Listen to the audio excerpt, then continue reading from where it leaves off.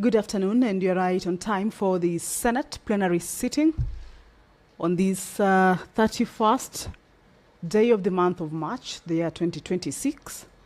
This is a live broadcast of the Senate proceedings, streaming live from the Senate chambers, Parliament buildings in Nairobi.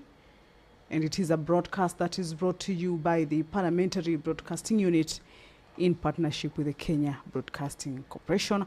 A warm welcome to you, and we are glad that you are joining us for these proceedings.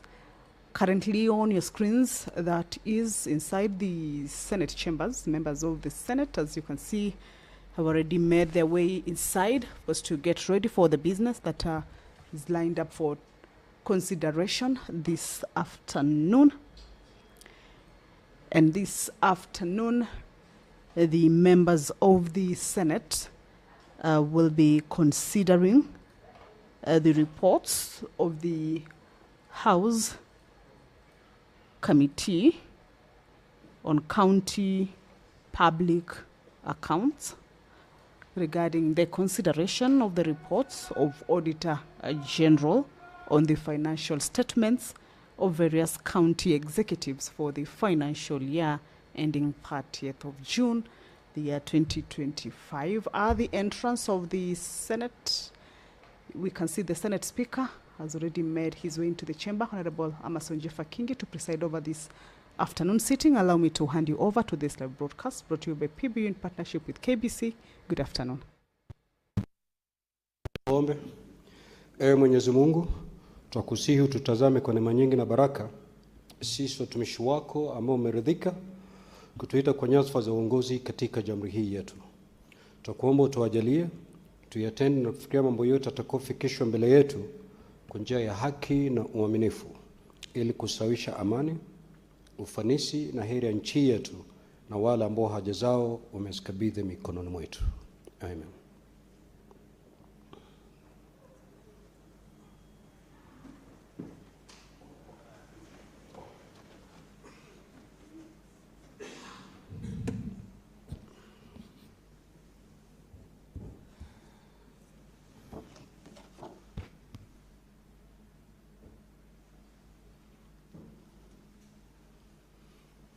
Clerk, do we have quorum? Sergeant at Arms, kindly ring the quorum bell for 10 minutes.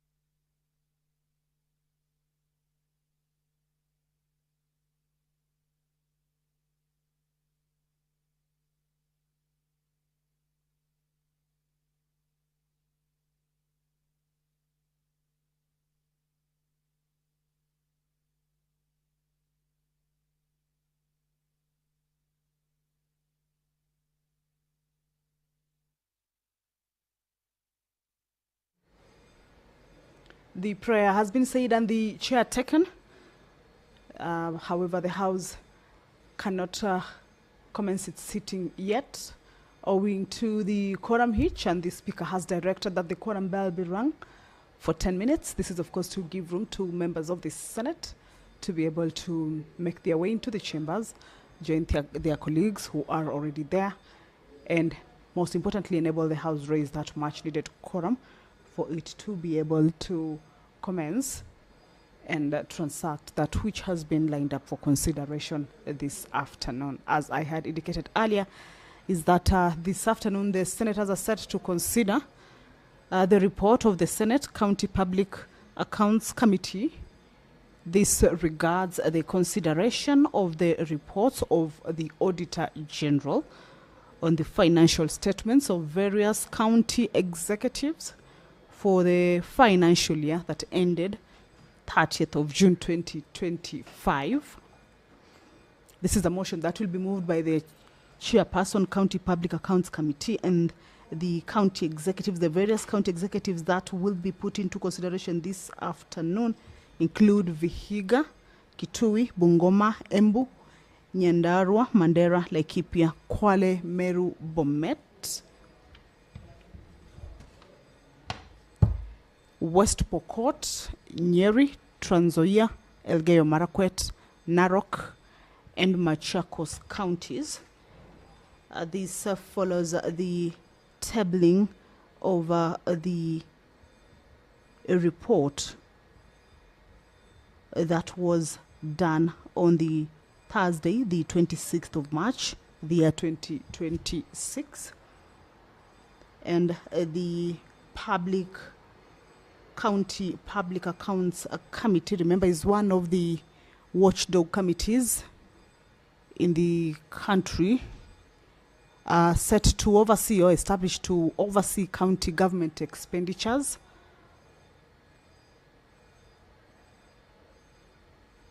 And such mandates that are to oversee the national revenue allocated to county governments and also examine special reports on county funds.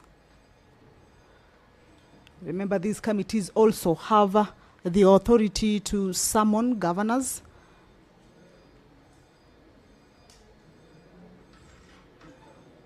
these committees, which are watchdog committees, are also central to investigating financial disputes and mismanagement in all the 47 counties in the country. So these particular reports that the watchdog committees table before the Senate are usually committees or reports that are done through the committee sittings, where the committee members examine reports mostly from the Auditor General regarding the use of monies that have been allocated to the county governments or the devolved units for use or for utilization. And this is part of the Senate's mandate, which is to oversight the functioning of the county governments. So this particular committee examines or oversee the allocation of county governments, the monies, that how they have been spent, their use, and if there are any queries by the Auditor General, then also summon the county bosses to be able to appear before them and respond to various concerns around the utilization of the money. So this is a report or a motion that the members of the Senate, once the House begins, then they shall be considering. There will also be a motion from the County Public Investments and Special Funds Committee. This is on their consideration of the audit reports of the various county entities for the year ended 30th of June. These entities include from the county of Wajir, there is the Wajir Water and Sewerage Company. From the county of Tana River, the Tana River County Disaster Risk Management Fund. From the county of Mombasa, entities that will be looked into this afternoon or in this particular report is the Mombasa Water Supply and Sanitation Company, also Likoni Sub-County Level 4 Hospital. County of Embu, they will be considering the entities of Ngandori Water and Sanitation Company, Embu Level 5 Hospital, Mbeere Sub-County Hospital. In Mandera County, some of the entities that have been considered under this particular report include the Mandera Water and Sewerage Company, Banisa Sub-County Hospital, Mandera Central Sub-County Hospital, Mandera County Education Bursary Fund. In Marsabit also we have entities such as the Marsabit County Referral Hospital, Marsabit County Education Fund, Marsabit County Climate Change Fund.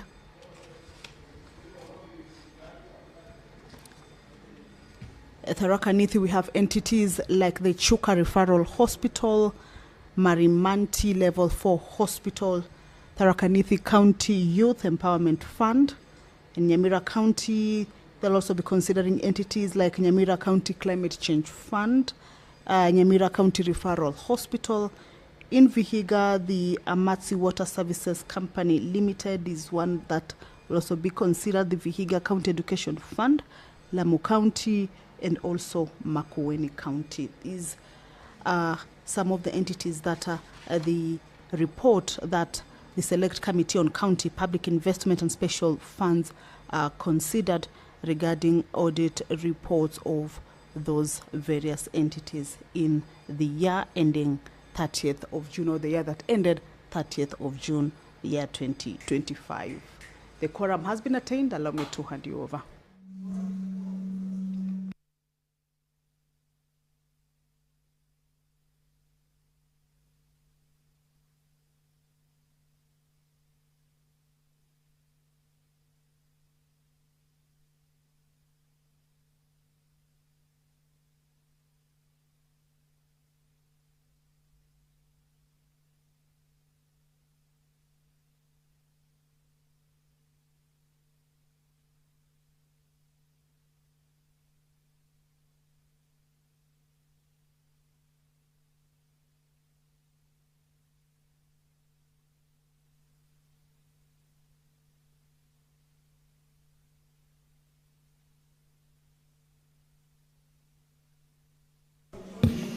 So, clerk, do you have quorum?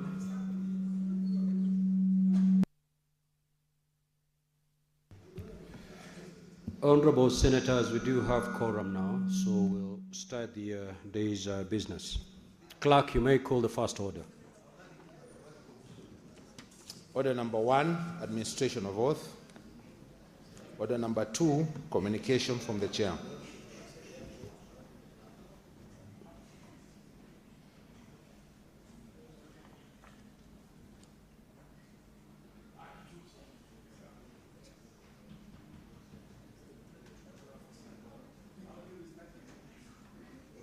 Senator Boni, take your seat. I've got a communication to pass.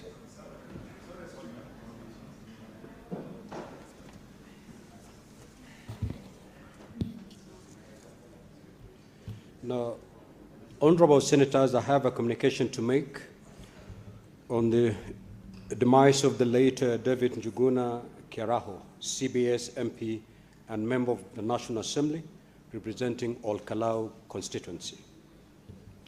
It is with deep sorrow that I notify you of the passing of Honorable David Njuguna Kiaraho, CBS, member of the National Assembly, representing Olkalau constituency. The late Kiaraho passed away on Sunday, 29th of March, 2026, while undergoing treatment at the Nairobi Hospital. Now, Honorable Senators, Honorable David Kiaraho, CBS MP, was born on 2nd of October, 1963. He attended Alliance High School from 1978 to 1981 for his O-level education and later proceeded to Nairobi School for his A-level studies. He subsequently joined the University of Nairobi, where he earned a bachelor's degree in architecture in 1992. Prior to joining politics, the late Kiaraho built a professional career as an architect and served as principal architect at Mrs. ArcGrid Systems, where he established a strong background in infrastructure and built environment projects. By the time of his death, the late Honorable Kiaraho was serving his third term as the representative of Olkalau constituency. Throughout his tenure, he served with dedication as a member of what is now the Departmental Committee on Transport and Infrastructure and the Procedure and House Rules Committee. As a member of the Departmental Committee on Transport and Infrastructure, he played a critical role in processing of legislation aimed at safeguarding roads reserves, as well as in the development of frameworks to facilitate the establishment of pedestrian walkways and infrastructure for non-motorized transport. Honorable Senators, over his years of service in Parliament, the late Honorable Keraho has maintained a close connection with the people of Olkalau, serving them with dedication and passion. He was a steadfast advocate for the advancement of education, supported the provision of school buses to various institutions, and ensured proper oversight and timely disbursement of bursaries to deserving students within Olkalau constituency. The late Honorable Keraho demonstrated a strong commitment to community welfare through active engagement in key development initiatives, including the promotion of universal health care, enhancement of agricultural productivity, support for affordable housing, upgrading of road infrastructure, expansion of electricity and water connectivity, and infrastructural developments at James Kariuki Referral Hospital and Nyandarua University College. Honorable Senators, the passing of Honorable Devin Njuguna Keraho is indeed a great loss, not only to the wider parliamentary fraternity, but also the constituents of Olkalau, his family, friends, and all those who knew him. The Parliament of Kenya has lost a dependable and astute legislator who served his constituents and the country with utmost dedication and integrity. Our thoughts and prayers are with the family and friends during this most difficult moment. In consultation with the leadership of Parliament, an ad hoc parliamentary funeral planning committee comprising 11 members has been established to coordinate arrangements for a befitting send-off for the late Honorable Keraho. The committee includes the following senators: the Honorable Senator Tabitha Karanja Keroche, MGH, MP, the Honorable Senator Wahome Wamatinga, MP, and the Honorable Senator Betty Montet, MP. On behalf of the Senate and my own behalf, I extend my heartfelt condolences to the family of the late Honorable Devin Njuguna Keraho, CBS, MP, as well as the residents of Olkalau constituency during this difficult time. In honor of our departed colleague, I request that we all stand and observe a minute of silence.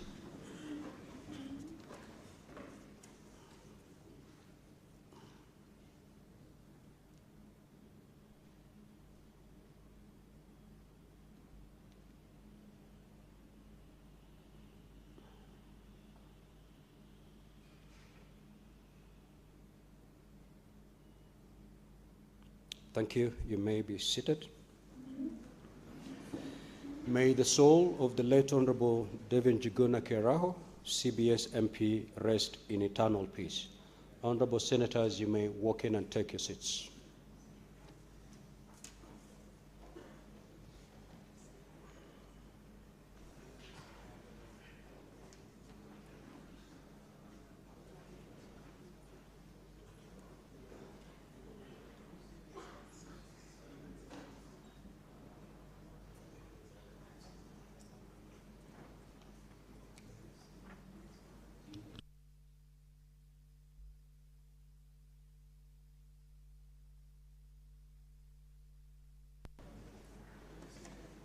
Honorable Senators, I have another communication to make. I wish to acknowledge the presence in the Speaker's Gallery this afternoon, a visiting delegation of honorable members and staff of the Committee on Justice and Legal Affairs of the County Assembly of Bungoma, who are in the Senate for a capacity building program. I request each member of the delegation to stand when called out so that you may be acknowledged in the Senate tradition. The Honorable Jacob Serro, Chairperson. The Honorable Evelyn Anyango. The Honorable Linda Karacha.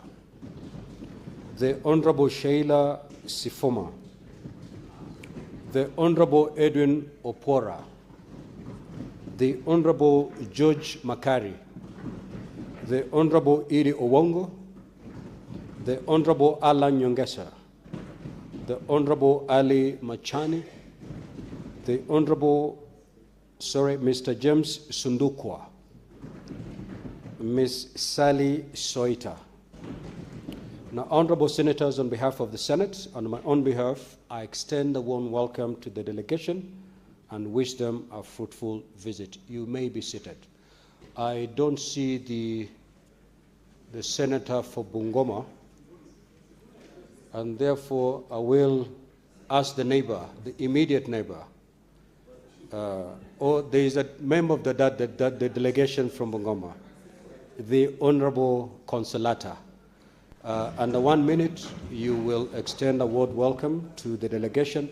Thereafter, I will have a seat, Honorable Consolata. After Honorable Consolata has welcomed the delegation, I will allow members to pass their condolences. And if you get an opportunity to speak, kindly keep it under 3 minutes so that we can have as many senators speaking or condoling the family of our past colleague. Honorable Consolata, you may proceed.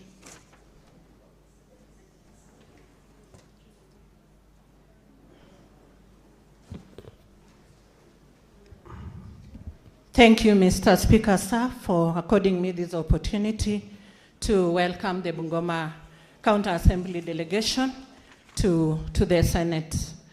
I want to take this moment to welcome our honorable members from Bungoma County Assembly to the Senate to learn 1 or 2 things, and I know you'll be able to carry some best practices from the Senate to go and infuse with what you have at Bungoma County Assembly, and please use them to implement what is required in your daily tasks. Otherwise, feel welcome, feel the Senate, and thank you for mentoring me to this level. God bless you. God bless Bungoma.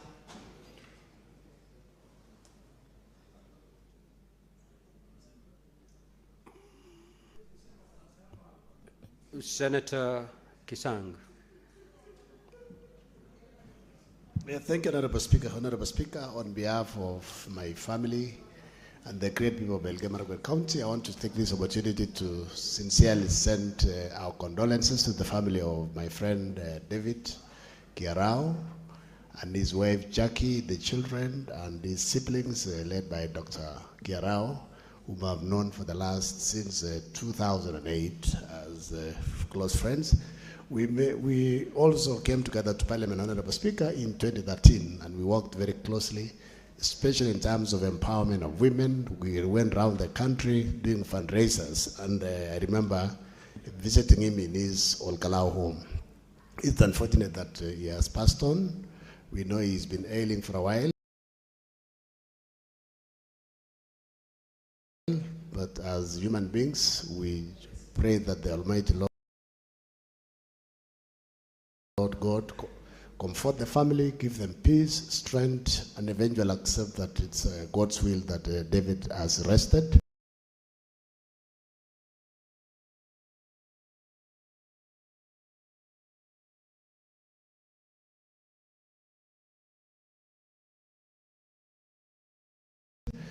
The MCA for Maraka Ward, who is in the house today, is the chairperson of ODM in Bungoma, and he has played a very critical role in my journey of leadership. When I started campaigns in 2013 for the Kandui seat, it was in his hands that I landed, and I'm hoping that he's proud here today for what we have been able to do and achieve all these years, and all the MCAs from Bungoma. These are my friends and my relatives, Honorable Speaker. I welcome them to Nairobi. I just want to take this opportunity to also extend my heartfelt condolences to the family of the Honorable David Kiariaho. Honorable Speaker, many people might not know that many of these members of Parliament, because they live in Nairobi, whenever there are issues, we always consult. The MP for Kalau looked for me at some point, Honorable Speaker, because he was very concerned that the tribunal in Nairobi, which is supposed to receive complaints for building development, had actually been incapacitated, and just for basic things like failure to be paid allowances. And he came and saw me, Honorable Speaker, and brought the issue to my attention, that there's a big concern about how we are approving developments in Nairobi. And during the recent flood, you have had those conversations about irregular approvals and other approvals that just don't make sense, including blocking our waterways. So I want to take this opportunity on my behalf and the people of Nairobi to say Paul Esana to his family, and we hope that God will rest his soul in eternal peace. Speaker, when you are reading out the names I was a bit amused, not amused, that I didn't hear the name of the area senator in the committee. I thought that it would follow that the senator for Nyandarua would be one of the people on the committee. I don't know if there is any logical explanation why, for instance, that name is missing on that list. So I want to make a request. Let us not overcomplicate things. If it is possible, let us expand that committee to include the area senator, with all due respect, Honorable Speaker. Senator Kenyo.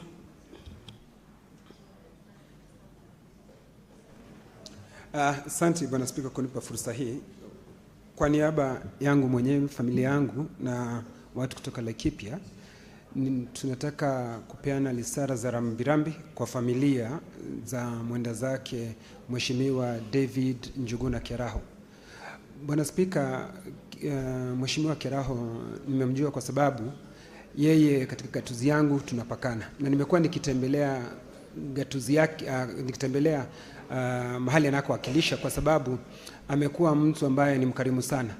Kwa sababu kwa mambo ya harambee nikitembelea pale kwa sababu ya kanisa, nakumbuka amekuwa akishiriki sana.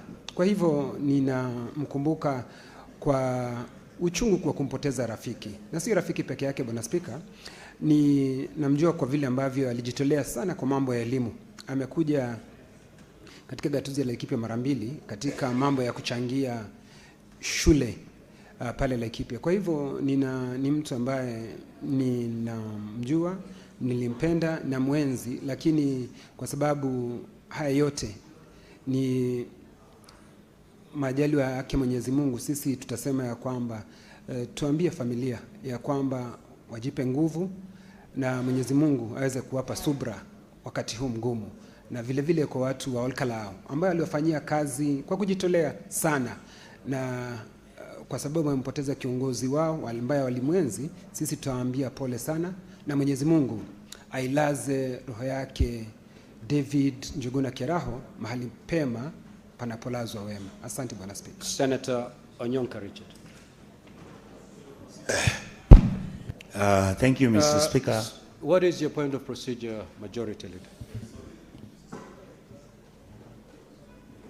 Just to my colleague, Mr. Speaker, for interrupting, but there's something that we had a unique situation at SBC today, that we didn't have the whips of both sides of the House, and I can't see them. I see their deputies though.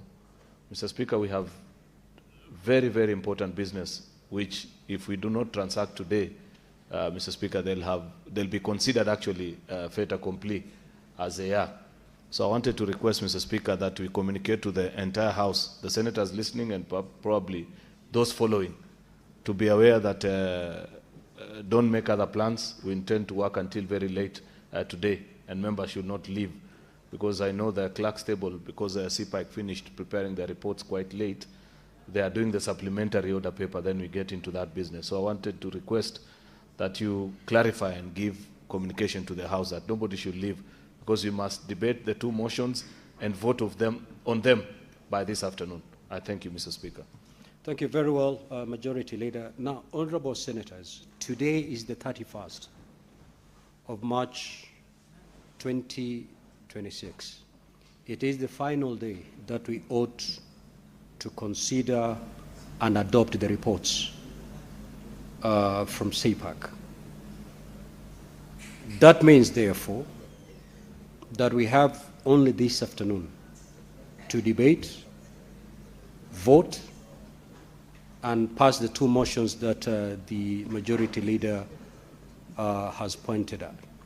And therefore, I beseech you, I request you, I humbly request you, for those who are already in the chamber, please don't walk out of the chamber. For those who are still out of the chamber, may the whips and the deputies do their work so that we have the requisite quorum to enable us to transact the heavy business that awaits us this afternoon. Senator Richard Onyonka. Thank you, Mr. Speaker, even though it has derailed my thinking. But I'll start by saying that first, I also want to appreciate the existence of the team from Bungoma in this House, Mr. Speaker, as I'm going to talk about Engineer Kiraho. At one time, I'm sure my friends up there used to see me in Bungoma because I used to be the deputy party leader of Ford Kenya. And there are some of the individuals who used to be with me, especially when I was campaigning, trying to get elected. Mr. Speaker, Engineer Kiraho was with me at the University of Nairobi. He was in ADD, used to live in Hall 5, I think I used to live in Hall 6.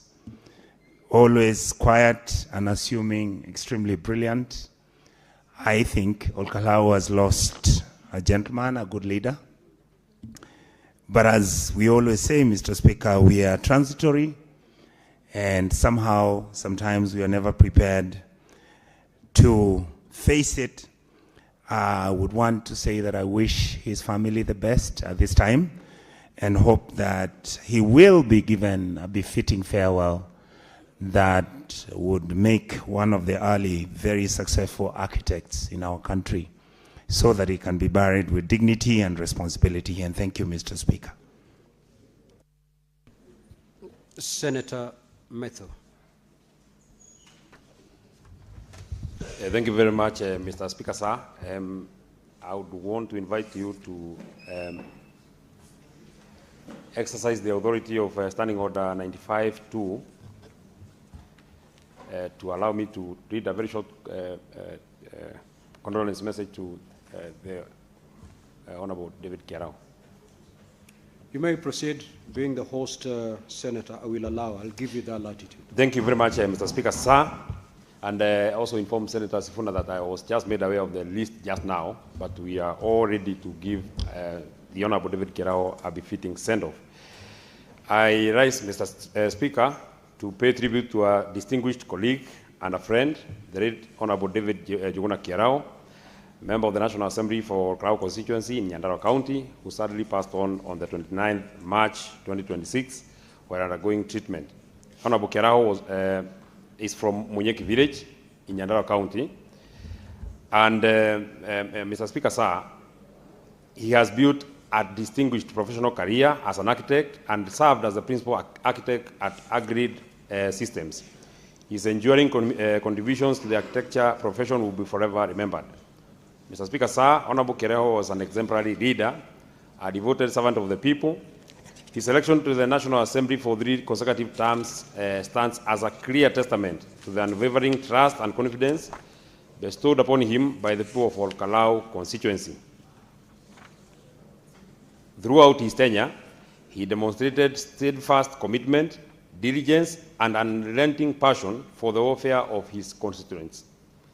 Affectionately known as Dadiwa Power, Honorable Kiraho embraced a paternal role within his community, particularly in championing for the cause of education.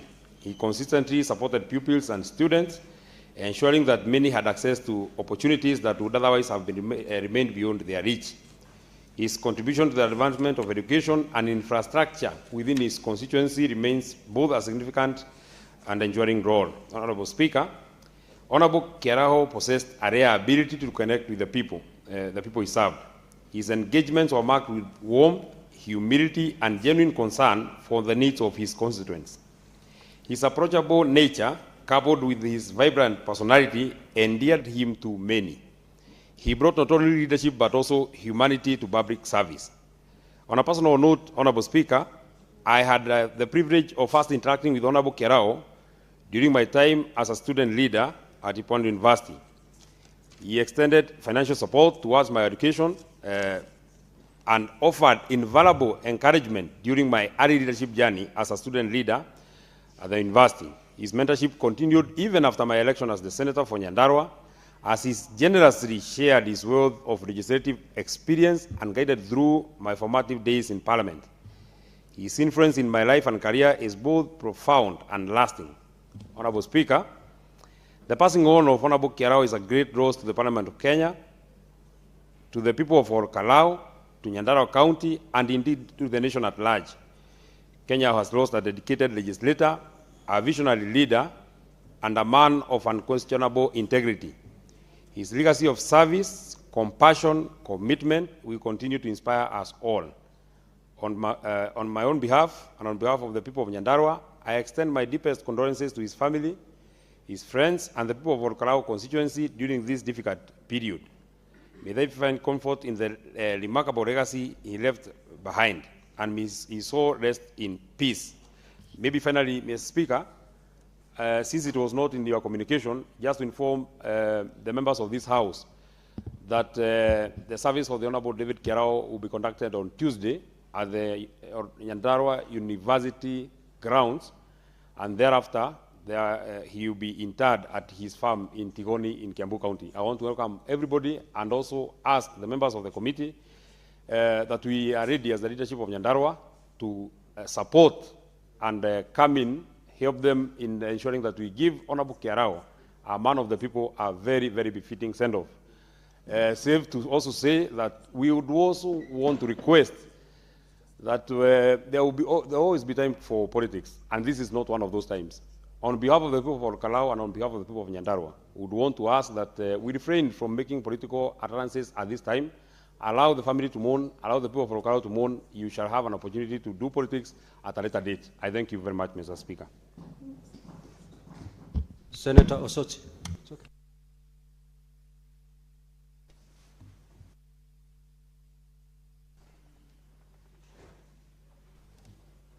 Thank you, Mrs.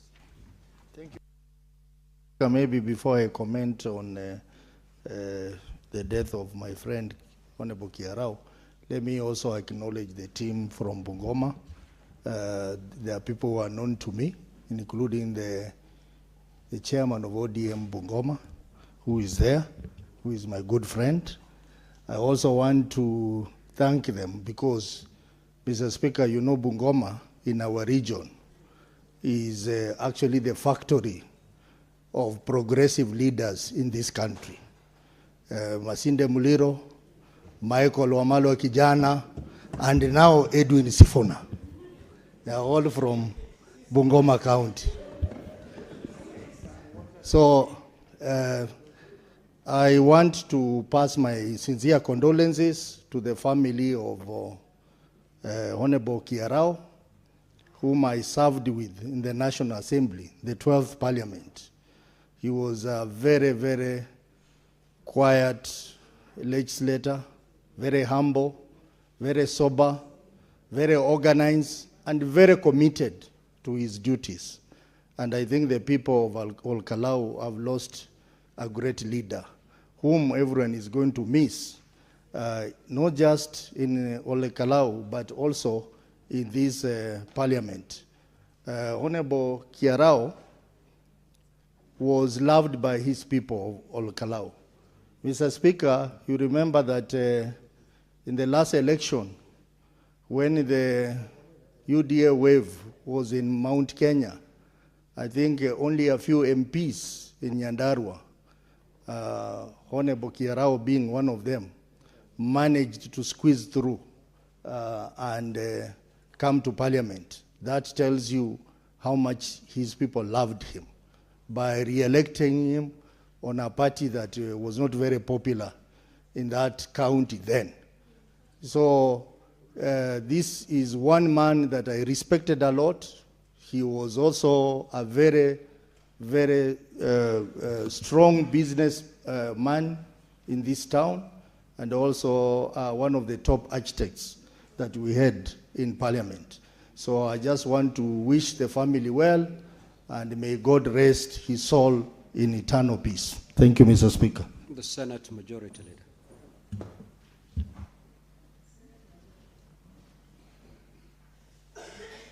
Mr. Speaker, I join my colleagues in passing a message of condolence on behalf of the people of Kericho and my colleagues also in the House who probably will not get a chance to speak to this matter. On the passing of Mheshimiwa David Kerao, a fine gentleman, person that we have had opportunity to travel this political journey with, on the same political side and sometimes on different sides as well, as was the case in the 2022 election. Be that as it may, Mr. Speaker, he remained very amiable and friendly to most of his colleagues. Didn't speak much, but when you engaged him, Mr. Speaker, you probably understood better the meaning of still waters run deep, Mr. Speaker, because he was a fellow well-grounded professionally in his area of study. And like I think one of the colleagues observed, had one too many things to say about the building section in our country and the things that need to be done about it. Mr. Speaker, my condolences to his constituents, the people of Alkalau, Nyandarua, and his professional colleagues and friends that he had from across the world, because I've seen tributes pour in from many parts of the world, Mr. Speaker, to show that this was a very distinguished professional. Many people, Mr. Speaker, assume that politicians don't have a professional life, and it's until you get to moments such as this that you realize that for those that have had the opportunity to join politics a bit later, Mr. Speaker, they had a life actually before joining politics, and politics may be the shorter end of their professional life, and that has come out quite clear. I have seen in newspapers and articles and in online spaces of professional colleagues of his sharing the interactions with him and what they valued most about him. Mr. Speaker, this is a lesson to all of us that life is such a fickle venture that you do your best when you have the opportunity, because exiting the stage is a must at some point. Rest in peace, my dear friend Kierao, and condolence to the people of his constituency. I thank you, Mr. Speaker. Senator Beth Sengur. Thank you, Mr. Speaker. I also join my colleagues on my own behalf and on behalf of all the women of this nation, more so women under broad-based.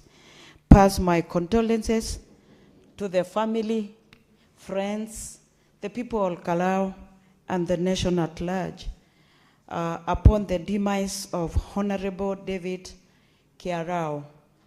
Mr. Speaker, the loss of Kierao is a great loss, not only to the family, friends, but also the entire nation. I would encourage the family to remain strong, and Mr. Speaker, say that the cause of his death was indicated as cancer. And as a House, Mr. Speaker, I would request that we take serious legislation on how to treat and consider the approach to take against cancer. A few days ago, Akamba moved and walked from my county of Kitui all the way to Nairobi to submit a petition on cancer. Cancer should be treated as a national disaster, and all of us are candidates of cancer.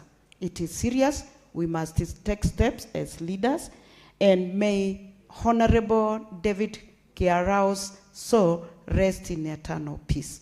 Thank you. Senator Sigei. Next, Order Clerk. Order number 3, messages. Order number 4, petitions. Order number 5, papers. The Chairperson, Standing Committee on National Security, Defense and Foreign Relations.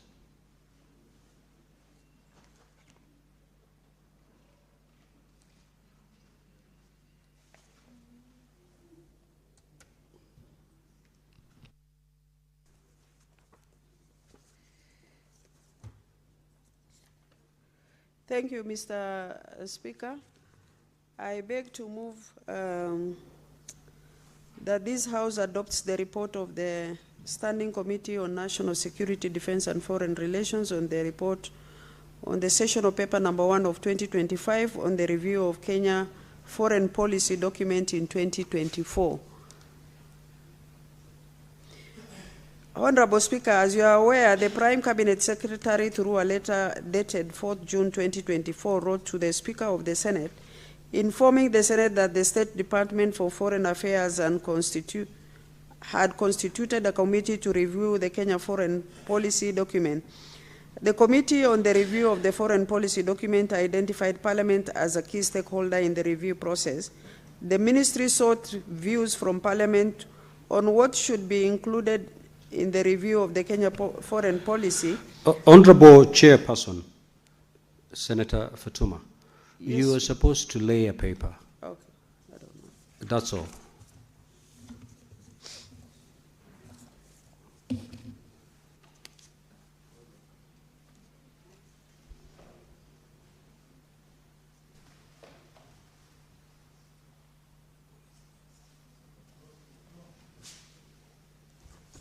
Thank you, Mr. Speaker. I beg to lay the following paper on the table of the Senate today, Tuesday, 31st March 2026, a report of the Standing Committee on National Security, Defense and Foreign Relations on sessional paper number 1 of 2025 on the foreign policy of the Republic of Kenya. I thank you, Mr. Speaker. Thank you. The Chairperson Standing Committee on Agriculture, Livestock and Fisheries, or a member of that committee for that matter.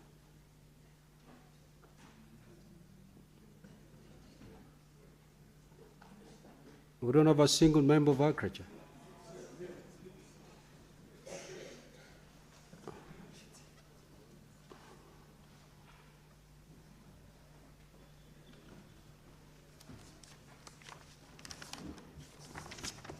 Honourable Speaker, I beg to lay the following paper on the table of the Senate today, Tuesday, 31st March 2026. Report of the Standing Committee of Agriculture on Agriculture, Livestock, Fisheries, on the Livestock Protection and Sustainability Bill, Senate Bill number 32 of 2024.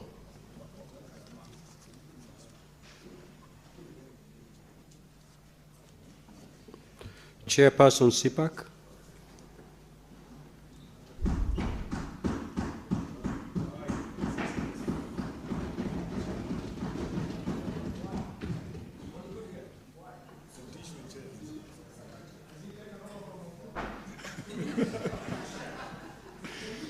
Mr. Speaker, sir, I beg to lay the following papers on the table of the Senate today, Tuesday, 31st of March 2026. Reports of the Senate County Public Accounts Committee on the consideration of the reports of the Auditor General on the financial statements for the year ended 30th June 2025 for County Assemblies Volume 2, which includes Marsabit, Wajir, Meru, Siaya, Busia, Murang'a, Baringo, Kakamega, Makwiny, Nyeri, Tana River, Nyamira, and Kericho, and for County Executives Volume 3, which includes Turkana, Tana River, Makwiny, Tharaka Nithi, Nandi, Siaya, Murang'a, Nakuru, Marsabit, Samburu, Nairobi City County, Homa Bay, Kisumu, Wajir, Migori, Baringo, Kiambu, Lamu, Nyamira, Uasin Gishu, Busia, Isiolo, Kirinyaga, Kisii, Kajiado, Kericho, Kakamega, Kilifi, Garissa, Mombasa, and Taita Taveta. Mr. Speaker, I beg to lay.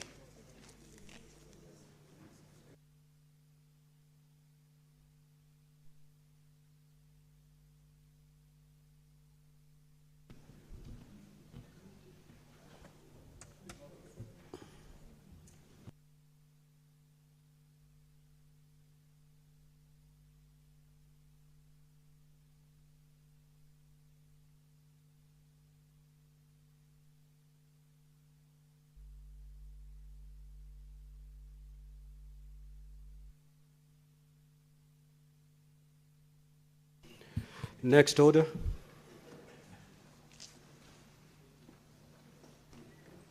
Order number 6, notices of motion. The Chairperson Standing Committee on National Security, Defense and Foreign Relations.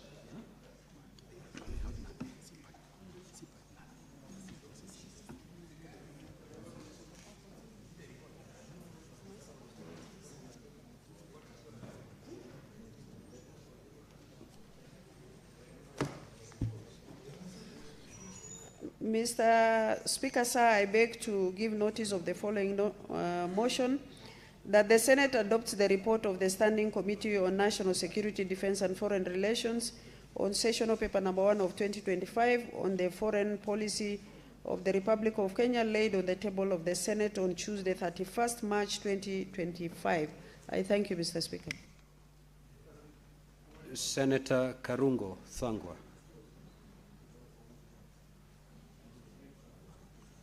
Chairperson Sipak.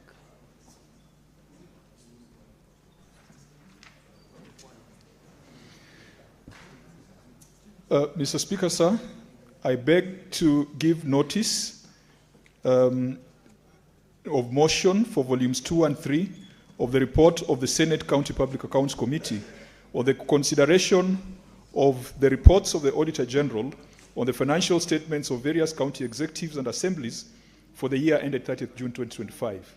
That the Senate adopts the report of the Senate County Public Accounts Committee on the consideration of the reports of the Auditor General on the financial statements of the year ended 30th June 2025, Volume 2, laid on the table of the Senate on Tuesday, 31st of March 2026 for the following county assemblies: Marsabit, Wajir, Meru, Siaya, Busia, Murang'a, Baringo, Kakamega, Makwiny, Nyeri, Tana River, Nyamira, and Kericho, and Volume 3 laid on the table of the Senate on Tuesday, 31st of March 2026 for the following county executives: Turkana, Tana River, Makwiny, Tharaka Nithi, Nandi, Siaya, Murang'a, Nakuru, Marsabit, Samburu, Nairobi City County, Homa Bay, Kisumu, Wajir, Migori, Baringo, Kiambu, Lamu, Nyamira, Uasin Gishu, Busia, Isiolo, Kirinyaga, Kisii, Kajiado, Kericho, Kakamega, Kilifi, Garissa, Mombasa, and Taita Taveta. Thank you, Mr. Speaker. Next order, Clerk.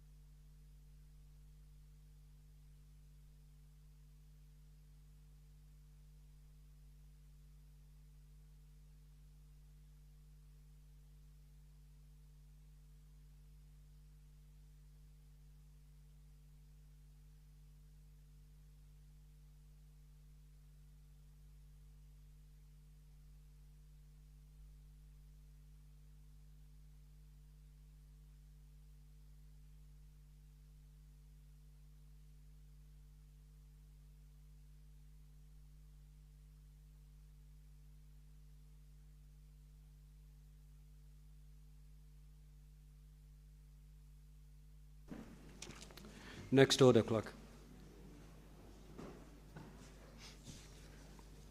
Order number 7, questions and statements. Senator for Tana River County, the Honorable Dr. Danson Mungatana.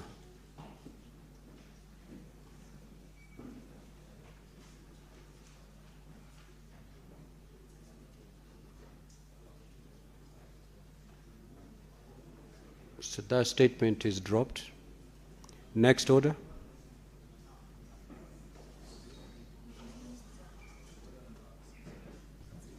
Order number 8, motion, volume 1 of the reports of the Senate County Public Accounts Committee on the consideration of the reports of the Auditor General on the financial statements of various county executives for the year ended 30th June 2025. The Chairperson, Standing Committee on Public Accounts Committee. So,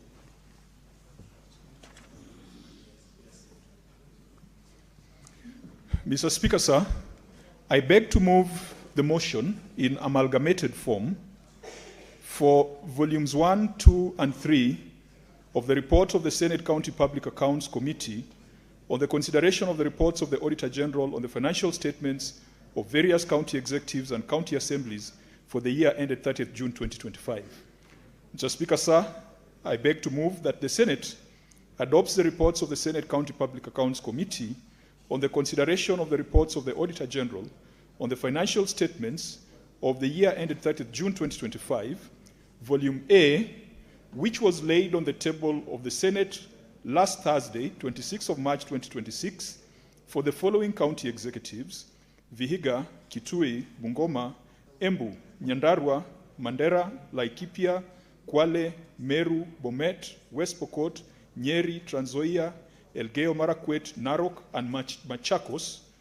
Volume 2, which was laid on the table of the Senate today, Tuesday, the 31st of March 2026, for the following county assemblies: Marsabit, Wajir, Meru, Siaya, Busia, Murang'a, Baringo, Kakamega, Makwiny, Nyeri, Tana River, Nyamira, and Kericho, and Mr. Speaker, Volume 3, laid on the table of the Senate today, Tuesday, the 31st of March, 2026, for the following county executives: Turkana, Tana River, Makwiny, Tharaka Nithi, Nandi, Siaya, Murang'a, Nakuru, Marsabit, Samburu, Nairobi City County, Homa Bay, Kisumu, Wajir, Migori, Baringo, Kiambu, Lamu, Nyamira, Uasin Gishu, Busia, Isiolo, Kirinyaga, Kisii, Kajiado, Kericho, Kakamega, Kilifi, Garissa, Mombasa, and Taita Taveta. Mr. Speaker, sir, as I move this motion, I want to direct members of the Senate to the electronic devices we have, that all these reports can be found there. Volume 1, which was for 16 county executives, was laid on the table last week on Thursday. Volume 2 and Volume 3 have been laid today. And Mr. Speaker, on behalf of the Public Accounts Committee, I beg the indulgence of the House. Ideally, we should give members some time to go through these reports before we move the motion. Unfortunately, we have a constitutional deadline today, the 31st of March. Mr. Speaker, allow me to very quickly move this motion as members look at the specific reports from their counties and say that today I have good news and bad news. Mr. Speaker, because the bad news is more than the good news, let me start with the good news. The good news is that we have met the constitutional timeline. Mr. Speaker, historically, the work of the Public Accounts Committee has been characterized by backlog. In fact, when we talk to our colleagues and peers across the continent and even globally, every Public Accounts Committee complains of backlog. We thank this House, the membership, the leadership, and the Secretariat for navigating so that for the second year, we are able to bring our reports before the conclusion of the 90 days deadline. Mr. Speaker, in this financial year also, all the reporting entities transited successfully from cash accounting to accrual accounting. This is the first year of 3 years. It is a transition that will take 3 years, but I'm happy that all the county government financial statements are now being produced under the accrual accounting method. Mr. Speaker, good news. The Inspector General of Police has affirmed, has asserted, that this House has the mandate, the authority, and the power to direct the Inspector General of Police to produce any person, be it a governor, be it an accountant, be it a procurement officer. The Inspector General of Police has affirmed that nobody is above the law. Whether you fly a flag, whether you have someone at home you call a first lady or a first gentleman, no one is above the law. And Mr. Speaker, even if we disagree with the IG of Police on some of his methods, on this, he has positioned the Senate to where the Constitution intended the Senate to be. And I want to tell those who are hiding behind groupings and groupies, Mr. Speaker, that at this rate we'll be serving one summon, one arrest warrant per week, so that by the end of this financial year, all those people who are supposed to appear before the Senate Public Accounts Committee should have appeared. Mr. Speaker, I also have good news that the Ethics and Anti-Corruption Commission this time round has demonstrated impressive initiative. Mr. Speaker, when it emerged that 5 million was used in Vihiga for housewarming, within 2 weeks, the EACC had already summoned parties to do statements. When it emerged that 3.9 million had been used in Bungoma for lighting a Christmas tree, within 2 weeks, the EACC had swung into action. When it emerged that in Meru, 10 million was used for a boda-boda event instead of building the county aggregation and industrial park, within 2 weeks, the EACC had swung into action. Mr. Speaker, I have good news that our county assemblies are improving. In this financial year, 8 county assemblies had unqualified opinion. And Mr. Speaker, the clerks, the speakers of county assemblies, despite immense pressure from their governors, they came before the Senate Public Accounts Committee because they understand that oversight, accountability is individual and you cannot hide behind any other grouping. Mr. Speaker, the clerk and speaker of Wajir appeared before our committee when the governor, who manages 90% of the revenue that goes to Wajir, chose not to appear before our committee. The clerk and speaker of Kericho County appeared before our committee when the governor, who had an adverse opinion, chose not to appear before our committee. Mr. Speaker, I have good news that the public is squarely and solidly with the Senate on the matter of oversight and on the matter of accountability. On to the bad news, Mr. Speaker. From Wajir to Migori, from Mandera to Turkana, every corner of this country, Mr. Speaker, we have bad manners, we have theft of public resources, we have violation of existing law, and we have bad habits, which this House was established to ensure that those bad habits do not grow root. Mr. Speaker, on the illegal position taken by the Council of Governors, I think that is not something that we need to debate, because anything that is inconsistent with the Constitution is null and void to the extent of that inconsistency. And so, those are not things for us to discuss, whether someone wants to obey the Constitution or not. We all swore to Linda Katiba, we all swore to Linda Ugatuzi. Mr. Speaker, the reports that we have presented to the House today paint a picture of poor financial management, systemic failures, illegalities, irregularities, and non-conformances, particularly on financial resource management, human resource management, and other processes such as procurement. Allow me, Mr. Speaker, to highlight some of the critical cross-cutting issues that we have reported to the House. Mr. Speaker, pending bills still pose the greatest fiduciary risk to the affairs of county governments.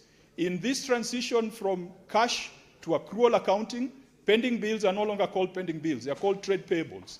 But arose by any other name is still arose. Mr. Speaker, Nairobi leads the pack. In the financial year under review, Nairobi had pending bills or trade payables worth 118 billion. That's almost $1 billion in terms of obligations that are owed to various parties. Mr. Speaker, the Auditor General tells us that in that year, 43 billion worth of trade payables was paid, but the auditor was not given supporting documents. Mr. Speaker, if you pay your debt, it should be very, very easy to show that I paid so-and-so for supply of meat, I paid so-and-so for supply of fuel. In the case of Nairobi, Mr. Speaker, they were not able to provide supporting evidence for 43 billion, and that is in the audit report. And Mr. Speaker, that is the reason why we asked the Inspector General of Police to bring the governor of Nairobi before the committee of the Senate so that we can know how 43 billion could have been paid without supporting documentation. Mr. Speaker, in that financial year, 75 billion remained as outstanding trade payables. In addition to the 75 billion, Mr. Speaker, there was 11.9 billion classified as contingent liabilities. That is money that can be paid as a result of legal disputes settled against the county. 11.9 billion. And Mr. Speaker, the Auditor General tells us that in the list of trade payables, Nairobi excluded 8 billion, which was as a result of consent entered between LAP Fund and the county government of Nairobi. Mr. Speaker, in light of such glaring irregularities and borderline illegalities, Mr. Speaker, we demand that the governor must appear before the Senate and set the record straight. Otherwise, we will make the recommendation that 43 billion paid without supporting documentation is money that has been stolen, and that the governor and his team must take responsibility. If you go across to Meru, Mr. Speaker, Meru had a pending bill of 3.4 billion, out of which 73% was greater than... Senator Fernandi, take your seat. Mr. Speaker, my county of Homa Bay, 1.5 billion in pending bills, half of it greater than 365 days. I urge honorable senators to take an interest. The report contains the exact amount that your counties owe suppliers. Mr. Speaker, the sad thing is that this money is not only owed to people who did brick and mortar. This money is owed to employees. And quite a good number of these counties have got outstanding employee payables. Mr. Speaker, it emerged that Trans Nzoia County, the people who worked with the outgoing government have not been paid gratuities to date. And it's not only in Trans Nzoia, it is in Bungoma, it is in West Pokot, it is in Homa Bay. It is becoming a crime and a sin to have served a past administration. Mr. Speaker, it is not proper that in the course of an employee's contract, every month some money was being deducted and set aside for settlement of gratuity. And yet, when their contract expires, money is not found to pay that gratuity. Mr. Speaker, that is theft, and we have called it as such in those reports. The other debt that counties are carrying is pensions. Mr. Speaker, counties are deducting money from employees, their pension portion, and deducting money from themselves. And that money is supposed to be remitted to pension funds. Mr. Speaker, that money in a number of counties is not there. And so counties are not able to account for pension obligations over the historical period, and some of them even during the current period. Mr. Speaker, this is a conversation that I have had with the chair of the Council of Governors before they became truant. And we agreed that this is a national crisis, Mr. Speaker. Because if you do not remit pension deductions, you are stealing from the employee, you are stealing from yourself, you are stealing from the country. You should not be called anything else than a thief. Mr. Speaker, we have made very stern recommendations in that report. Statutory deductions are not being remitted. Mr. Speaker, SHA, NSSF, KRA, and all those other statutory deductions, we have directed that counties pay statutory deductions within 90 days. Mr. Speaker, there's also the issue of trade debtors, where contractors, people who have provided goods and services, some of them have not been paid for more than 365 days. We have given strict recommendations, riding on the earlier motion that was brought to the House by Senator Ledamo Lekina, but we have tightened it further. And Mr. Speaker, we have asked the Control of Budget to ensure that all debt greater than 365 days, a payment plan is provided and strictly adhered to. And on this, Mr. Speaker, we must thank the Control of Budget. When this House passed a resolution asking the Controller of Budget not to authorize withdrawals where a payment plan does not exist, the Controller of Budget did not ask whether it is constitutional or not. The Controller of Budget insisted, and to date, before a county gets money to settle pending bills, you must demonstrate that you have a payment plan for the past bills. So I want to thank the Control of Budget for that, and I think, Mr. Speaker, it will get to a point where we'll also be asking the Control of Budget in the same spirit that counties that refuse to submit themselves to accountability, she should also not authorize withdrawals from the consolidated and county revenue funds. Mr. Speaker, let me very quickly address the issue of wage bill. Mr. Speaker, the PFM Act requires counties to spend not more than 35% on personnel emoluments. The reality is different. Vihiga is spending 52%. Bungoma, 53%. Laikipia, the county of my friend, the incoming governor, senator, 55% is going on salaries. So I can tell you, when you become governor day one, your biggest problem is how to rationalize the wage bill. Nyeri, Laikipia, Nyeri, 50% of revenues goes to salaries. Machakos, 60% goes to wage bill. Homa Bay, 55%. And Mr. Speaker, we have a list of all those who are at 50% and above. The reality is that some of these counties are no longer a going concern. They've become payroll stations. And Mr. Speaker, I want to thank the Auditor General that the Auditor General did a payroll audit which highlighted all these problems. And it is the intention of the Public Accounts Committee to subject all the governors to respond to the payroll audit that the OAG did. But Mr. Speaker, there's a very interesting development coming from a decision of the High Court.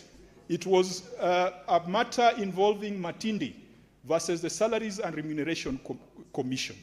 Mr. Speaker, the High Court directed that by 2030, all government, all public and state entities must adhere to the fiscal responsibility principles in the Constitution and in the PFM Act. Mr. Speaker, the effect is that by 2030, any entity that is above 35% on wage bill and is below 30% on development will be deemed to have violated the Constitution. Mr. Speaker, I know it will be very difficult to implement it, but that is the law as it is. It is not a suggestion. I think the courts just interpreted the law as it is.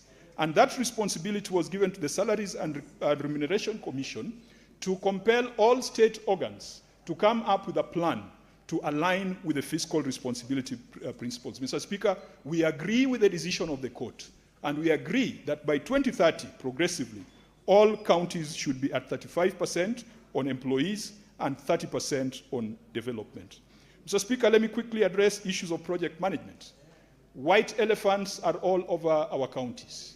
And Mr. Speaker, with a lot of reservation, one of the biggest white elephants in our counties are the county aggregation and industrial parks.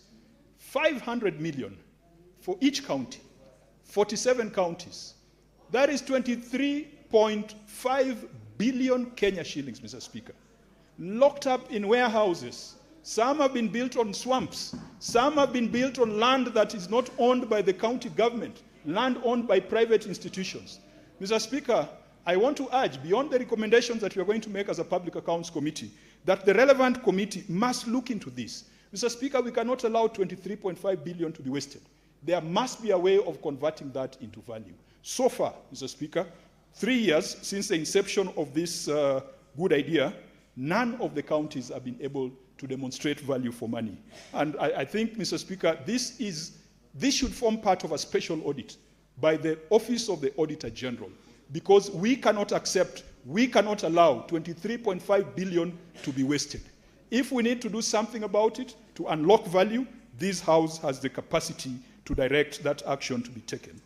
Beyond the county aggregation and industrial parks, Mr. Speaker, we have seen the challenge of stalled projects that are transferred to the national government without a proper framework. In Nyandarua, the JM Karaoke Memorial Hospital was transferred from the county government to the national government, and I think it went to the military, and the military did procurement in a restricted manner. And Mr. Speaker, when you look at it, it looks all untidy. The county, which is the owner of the asset, has no visibility, has no control, is not able to answer questions regarding a project under their jurisdiction, and they refer you to the Ministry of Defense. Whereas there is nothing wrong with the national government assisting a county government to complete a stalled project, because it has been done elsewhere. Even in my county, the stadium was completed with the assistance of the national government. And in several other places, the national government is stepping in to complete hospitals. I think in Kakamega, there is an ongoing conversation. But we insist that everything must be done in accordance with the law. We insist that intergovernmental agreements must be entered into. Because, Mr. Speaker, when the land belongs to the county and the asset has been built by the national government, in whose balance sheet will that item be?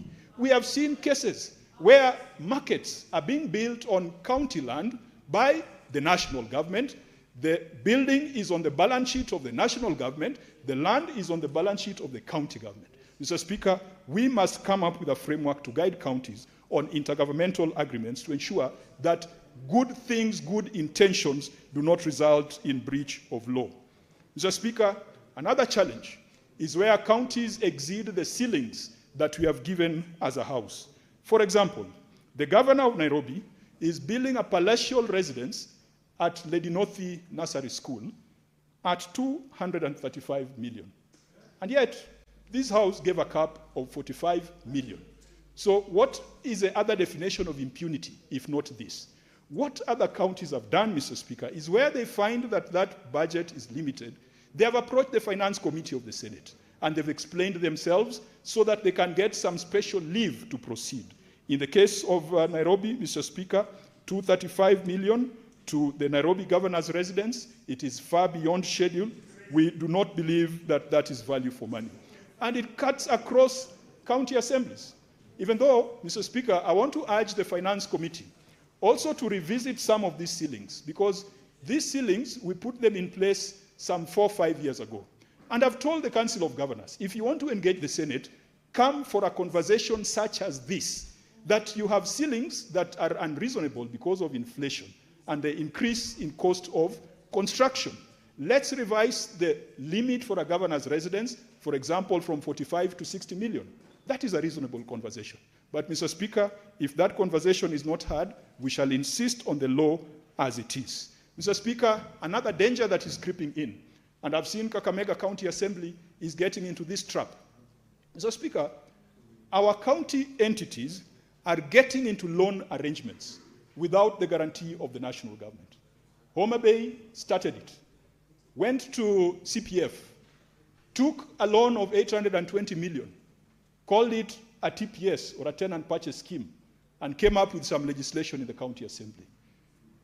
CPF built a palatial county headquarters in 6 months, 820 million in 6 months, so that it could be ready in time for the devolution conference. But what kind of arrangement is that? Because the county is paying back over 4 years, monthly installments over 4 years. How else do you define a loan? It is a loan, Mr. Speaker. A tenant purchase scheme is a loan. And the PFM Act requires that any loan must be guaranteed. And Mr. Speaker, you see some of these loans, they securitize on-source revenue. And yet the bulk of the on-source revenue is hospital fees. So when the hospital fees is not available for servicing the loan, the county is in default. And it is the ordinary citizens of that county that suffer the loss. Kakamega County Assembly, I think, are also getting into a similar arrangement for construction of the county assembly office at a very exorbitant price. And so I asked Senator Boni Khalwale to keep an eye on that, but I also ask fellow senators that when you have these kind of arrangements in your counties, let us scrutinize it with a fine tooth comb, because some of them are going to tie your counties in debt that you'll not be able to process. Mr. Speaker, I want to be very quick so that I allow my colleagues the opportunity to speak. Let me speak very briefly about continuity of projects from past administrations. We have seen this problem in Trans Nzoia. We have seen this problem, I think, even in Narok. Narok, there's a hospital that is stuck, and yet millions of shillings have already been spent on it. In Trans Nzoia, there's a doctor's plaza that has been the subject of Senate committee visits for the last 8 or 10 years. In Kakamega, there are the referral hospitals that they've been subject of Senate committee visits for the longest. In Mombasa, there is a stadium that has been the subject of Senate committee visits for the longest. Mr. Speaker, one time, Senator Kibiru, the then senator for Kirinyaga, brought a motion to this House on the matter of continuity of stalled projects. And Mr. Speaker, we need to revisit that resolution of the House. Let me move on to on-source revenue. Mr. Speaker, today the county with the highest on-source revenue is Nairobi, even though our analysis indicates that Nairobi is under-collecting and at the same time under-declaring. The second highest, Mr. Speaker, would be Kiambu, even though, again, when we looked at the growth in Kiambu numbers, we realized that most of it was hospital fees. The third one, which seems to have a much more organic growth, is Narok. And Mr. Speaker, Narok have demonstrated that their park fees have increased almost by 40–50%. I think that is more organic than when the growth is coming from hospital fees. Because many of our counties are doing business with the sick. And when they get the money from the hospitals, they have come up with funny legislation where 1/4 of that money is retained at the center, and it is only 3/4 that goes back to hospitals. Mr. Speaker, we passed the health laws when we were in Turkana, and I don't think that we intended that money meant for hospitals was supposed to be used for other purposes. Money that is collected under FIF should be ring-fenced.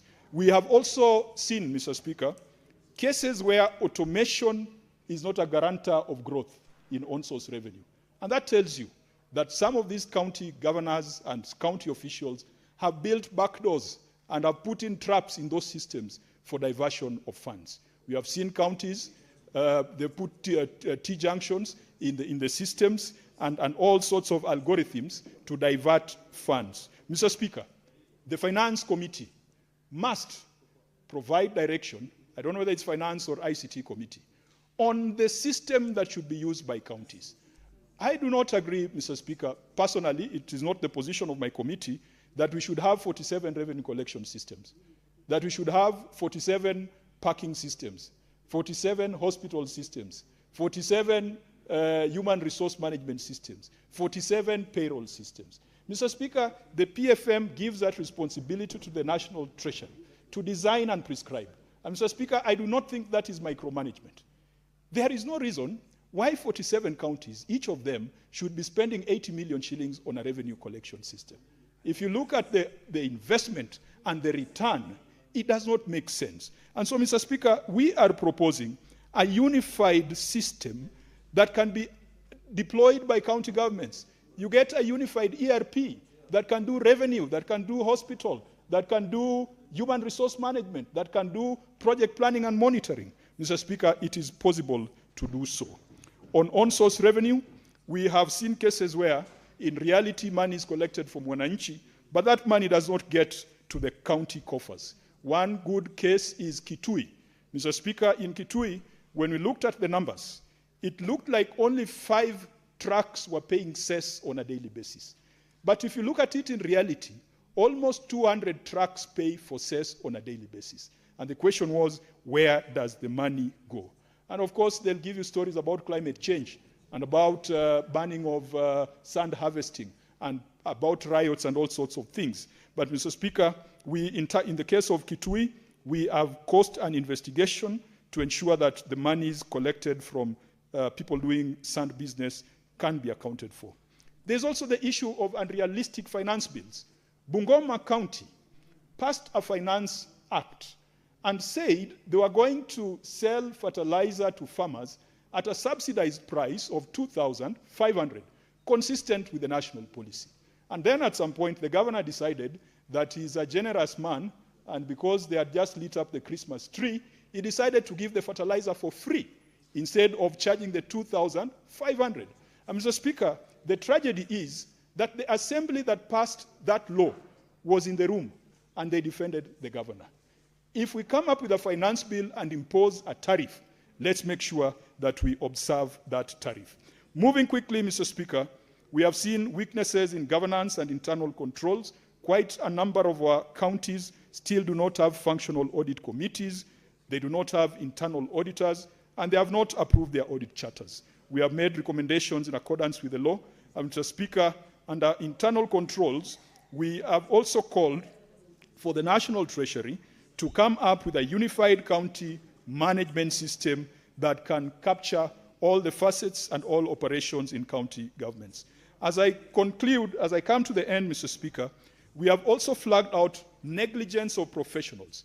And I want to thank the Institute of Certified Public Accountants of Kenya. Right now, there's a representative from ISPAC, a very highly qualified accountant called CPA Tunga, who has been very useful to our committee in terms of giving us direction and professional opinion on matters. And Mr. Speaker, where we have found professionals to be negligent, and some of our conversations have gone viral, Mr. Speaker, where we are asking for the persons who signed financial statements.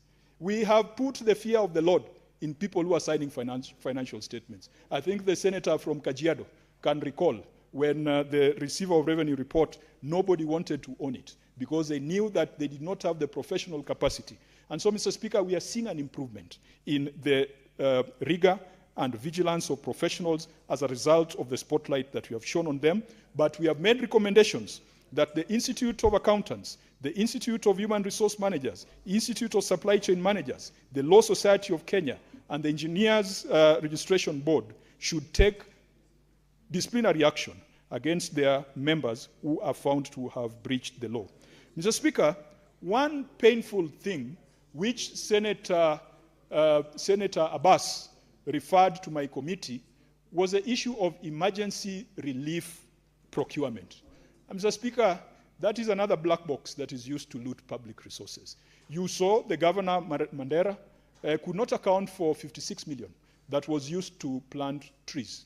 And when we called it out, he was very angry and he went out there saying that we were harassing him. Emergency relief procurement is being abused.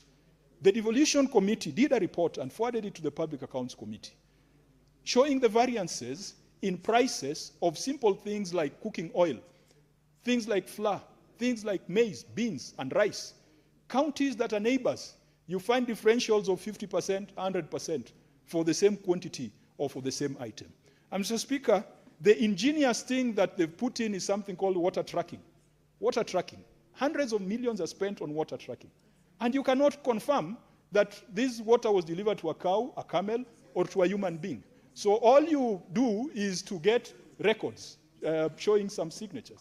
Mr. Speaker, one county, represented by Senator Dulo, spent money on supplements for wild animals because they argued that the wild animals are a tourist attraction and a revenue generator. And so how do you account, how do you write a report saying that zebras ate 50 million and gazelles ate 20 million? So, Mr. Speaker, emergency relief supply is a crime scene. And this Senate must call it as such, and we must direct the EACC and DCI to have keen interest on that. And I thank Senator Bass, because when when a statement came from Senator Chute, Senator Bass called these governors, and he realized that the crime there was so deep that his committee was incapable of unraveling it, and he asked us to invoke the EACC and DCI, and we shall do so, Mr. Speaker. Let me finalize by just saying one or two things about the county assemblies. The county assemblies, Mr. Speaker, as I indicated, are doing better. In fact, I foresee a situation, Mr. Speaker, where half of the work we do in Nairobi will be done competently at the county assembly level. The county assembly of Kakamega has impressed us, because Kakamega County Assembly, every time their governor or their clerk and speaker comes before us, they come with a report of the county assembly already adopted. Now, Senator Boni Khalwale, I do not know whether it is your influence, but I suspect it is the influence of Senator Boni Khalwale, because he was the founding chair of the Public Accounts Committee of the Senate. Kakamega has impressed us. Makwiny has also impressed us as a county assembly. And I think there could be 2 or 3 others that have shown good financial discipline, good financial management, and some keenness when it comes to issues of oversight. There's only one thing where we disagree with the county assemblies. It's the issue of CAF, County Assemblies Forum, and the Society of Clerks at the table.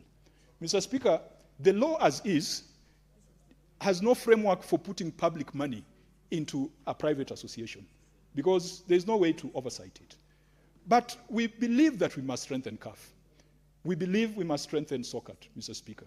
And so we have invited CAF and SOCAT to appear before us to work on a framework. I know there's a law that this House has passed, which is in the other House.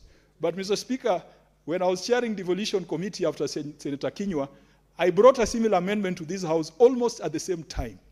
The poison in that amendment is that IGRTC wants to be a commission, and that COG wants to be strengthened, and that CAF also wants to be strengthened. So we have mixed 3 things that sometimes have got different and opposite energies in one bill.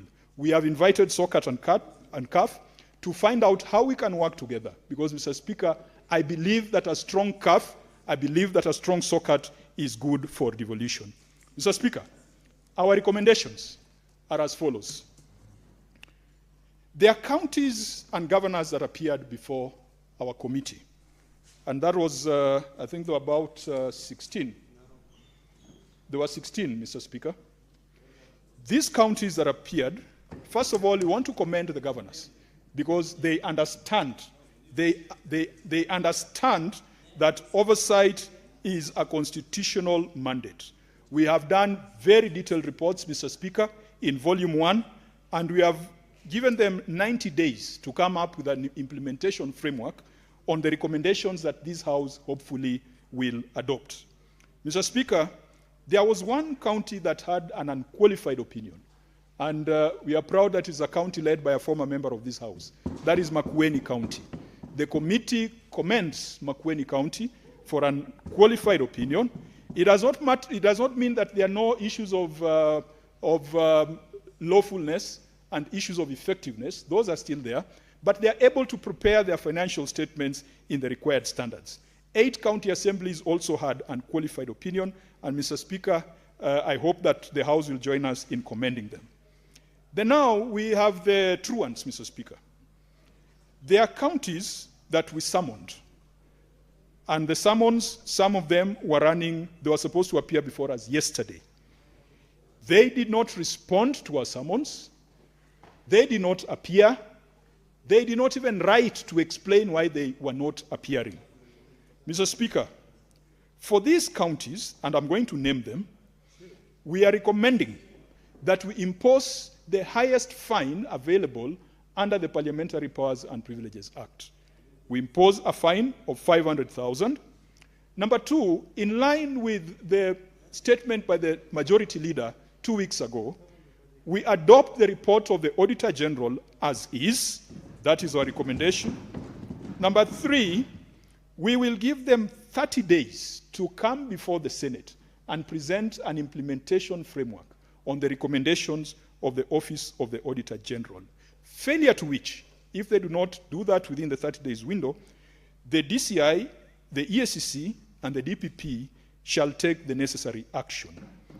We have also recommended that if they fail to do so within the 30-day implementation window, that they be prosecuted for violation of the Parliamentary Powers and Privileges Act. And if convicted, Mr. Speaker, if convicted, that they be declared unfit to hold public office as a result of violation of the Parliamentary Powers and Privileges Act and violation of the Constitution. Mr. Speaker, the list of shame includes Murang'a, Marsabit. Sorry, the list of shame includes, let me start again, the governors of Garissa, the governor of Nandi, the governor of Homa Bay, the governor of Migori, the governor of Kirinyaga, the governor of Isiolo, the governor of Tharaka Nithi, the governor of Nakuru, the governor of Kisumu, the governor of Baringo, and the governor of Mombasa. These 11 governors defied the summons of the Senate, and we are making recommendations for their fine, that we are adopting the report of the Auditor General as is, and giving them a 30-day window to come back with an implementation framework, failure to which we shall take the files directly to the EACC, DCI, DPP, and if the House deems fit, we shall issue arrest warrants to compel their production before the Senate. Mr. Speaker, the next category are entities and governors that we summoned, but they wrote seeking an extension and gave reasonable explanation as to why they could not appear. Mr. Speaker, we had to bring a report to the House. And so, since we did not have adequate time to reinvite them, we have adopted the report of the Auditor General as is. We have given them 30 days to come up with an implementation framework, failure to which the DCI, the EACC, the DPP should take necessary action, failure to which they should be prosecuted for violation of the Parliamentary Powers and Privileges Act, and upon conviction, declared unfit to hold public office. Mr. Speaker, those counties are as follows, and you notice that on this we have waived the fine of 500,000, but these counties are Murang'a, Marsabit, Wajir, Kiambu, Lamu, Nyamira, Uasin Gishu, Busia, Kisii, Kajiado, Kakamega, Siaya, Taita Taveta. There are 13 counties. The only difference is that we didn't impose a fine because at least they corresponded with the Senate. There is evidence in writing that they sought for variation of the dates. But the first 11, Mr. Speaker, didn't care. The first 11 did not care. Now, let me just go to the other one. Now, Mr. Speaker, there's one county that had an adverse opinion. We invited the governor, he didn't come. We invited him, he didn't come. We summoned him yesterday, he didn't come, he didn't write, he didn't seek leave, he didn't provide any explanation why he could not appear before the Senate. This county is Kericho County Executive. Mr. Speaker, where a county gets an adverse opinion, it is an indicator that there are persistent material breaches of the Public Finance Management Act.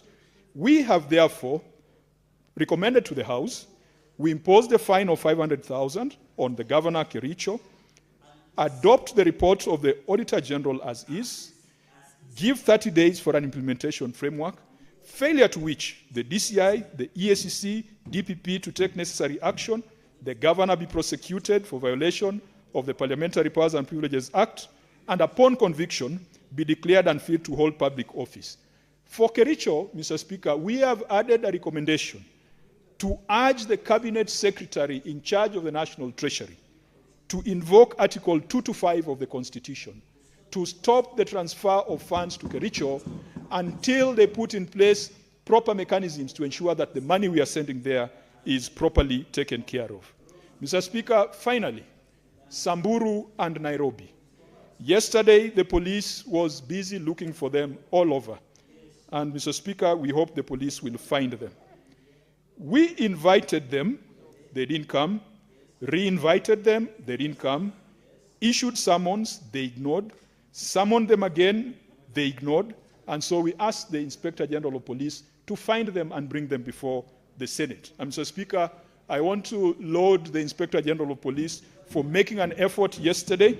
I think he might need to talk to some of us because we know the whereabouts of the governor of Nairobi. He was seen within the presence of Parliament today. So for Nairobi and Samburu, Mr. Speaker, for Nairobi and Samburu, because we had already fined them, so we are not recommending to fine them again. But one thing that the committee insisted on is that the arrest warrants subsist. It's still on. And so the IG, please look for these characters until you find them. We have also recommended adoption of the OAG report as is. We have directed a 30 days implementation framework, failure to which the DCI, EACC, DPP should take necessary action, prosecution for violation of the Parliamentary Powers and Privileges Act, and upon conviction, they be declared to unfit to hold public office if convicted of violation of the Parliamentary Powers and Privileges Act. Mr. Speaker, broadly, those are our recommendations. And Mr. Speaker, I want to thank you. I want to thank the clerk of the Senate and the Secretariat that since January, this committee has gone through 188 reports to be able to bring something to the House. And we want to promise that we shall get better with time. We'll bring our reports earlier. But we also hope that the people to whom we are sending money will be more cooperative, more collaborative. This delay has been occasioned by the truancy of the governors that forced us to issue 29 summonses yesterday. Mr. Speaker, I want to thank all the other agencies involved, the Inspector General of Police, the EACC, the DCI, the DPP, and generally the members of this House. Accountability is not an option. We all swore to defend and protect the Constitution, and we have a responsibility to Kenyans to do so. I also want to hail the founding fathers of this House. And Mr. Speaker, allow me to make a special mention of Senator Boni Khalwale. When we were agonizing on implementation of Article 225, we found that there was already jurisprudence. Because in 2014, we were in a similar situation.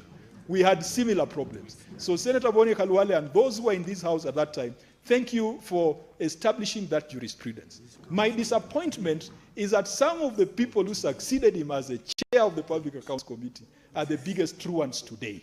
I still wonder, what happens when one becomes a governor? What happens when one leaves this House? And so, thank you, Mr. Speaker. I beg to move, and I want to request my very able Vice Chair, Senator Mwaruma, to second. Thank you, Mr. Speaker. No, you can mention it.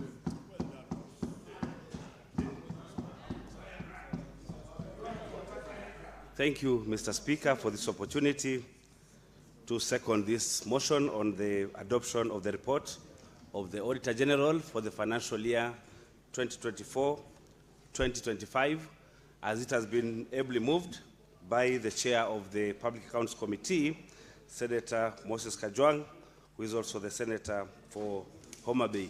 I will start where the chair stopped, Mr. Speaker, by thanking your office, Mr. Speaker, because then, were it not for your indulgence in giving us latitude to sit during the time of plenary, we would not have managed to beat the statutory or the constitutional timeline of making sure that the reports are ready by today, 31st of March 2026. I also want to thank the Office of the Speaker, who, because of the support of the Secretariat, which are working under him, they applied themselves judiciously to make sure that the reports are ready on time. I also want to thank the other the entities that we are working with, that is the ESCC, whom we sat with, the Inspector General, Mr. Speaker, who brought or started seeking for the people who are supposed to have appeared, but they didn't appear, Mr. Speaker. I must really thank the Inspector General for that. Mr. Speaker, this House is a house of legislation. This House is a house of oversight. Mr. Speaker, we must say that we participate in passing of the two very important laws, and that is Division of Revenue Act, which shares revenue vertically between the national government and the county government. After that happens, Mr. Speaker, we also pass as a House this very important legislation, which is County Allocation of Revenue Act, or CARA, which divides revenue amongst the counties, Mr. Speaker. After the money reaches the counties, it's important to note that there are also in the whole oversight ecosystem entities and bodies that are set to make sure that the money is applied in a prudent manner, the money is applied in a transparent and accountable manner. Mr. Speaker, the County Assembly is tasked to do budgets, Mr. Speaker.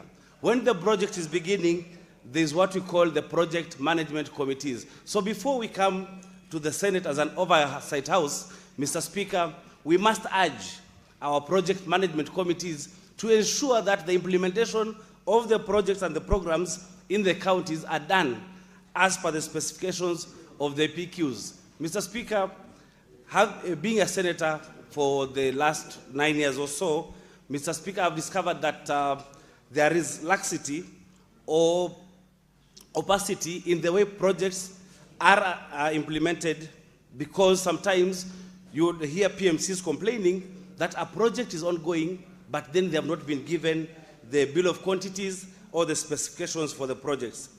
If the PMCs fail, Mr. Speaker, the county assemblies should serve as the first line of oversight, Mr. Speaker, to make sure that the projects that are being implemented in their wards, the projects that are being implemented in the counties are implemented as per the specifications, Mr. Speaker. Mr. Speaker, our county assemblies are confused because they have become, or they have purported to be implementers of projects and programs. We don't blame them, Mr. Speaker, because even the National Assembly is also playing as if they are implementers of projects and programs, Mr. Speaker. And that has been a problem when it comes to the county assemblies being the first line of oversight, Mr. Speaker. Having said that, Mr. Speaker, I am happy with the indulgence we are able to consider and, Mr. Speaker, adopt the report within the timelines. And after this, Mr. Speaker, these reports, as ably stated by my chair, will be forwarded or will give an opportunity to the counties to prepare an implementation plan of our recommendations, Mr. Speaker, and we have given them 30 days to do that. And after that, Mr. Speaker, we will forward the files to ESCC, DCI, DPP, Mr. Speaker, as the case may be. Mr. Speaker, I would like to say that it is unfortunate that governors who are supposed to appear before this committee, some of them were averse in appearing and elected not to appear. Mr. Speaker, yourself, having been a governor, you are appearing in these committees of parliament without fail. And they should borrow the good example from you, Mr. Speaker. And I know, Mr. Speaker, having been a governor, you will assist us in making sure that we instill discipline into the governors who are now behaving that they are above the law. Mr. Speaker, I would like to say that oversight is not communal. And so it's unfortunate that the Council of Governors can purport to give a directive to individual governors, yet oversight, Mr. Speaker, or accountability, Mr. Speaker, is supposed to be for a particular individual and not communal, Mr. Speaker. When the clerk of the Senate is writing letters, it does not write letters inviting the Council of Governors to come and account for funds that are appropriated or go to the counties. The letters go to specific governors and to specific speakers and clerks of the assemblies, Mr. Speaker. And so it's unfortunate for the Council of Governors to purport to police the governors. We saw very funny spectacles here, Mr. Speaker, where governors who have even come to the Public Accounts Committee, they're in the corridors of Bunge Tower, and they are called by the chair of the Council of Governors and told, please don't go, don't try to go into the committee. I would like to laud some governors who decided to go into the committees and account for the money that is taken to them. For those who did not or who elected not to come, there are specific recommendations. I would not want to repeat them, which have been outlined by our chair, that they would face the consequences as outlined in the law, Mr. Speaker. I would like to say that county assemblies, the way they are fashioned, there are people who have had misgivings, and even reports that have had misgivings that the capacity of the county assemblies might not be good in terms of oversighting the governors. Mr. Speaker, we have been working for the autonomy of the county assemblies. Our county assemblies have become very weak institutions to do oversight to the governors because, number one, they are not autonomous financially.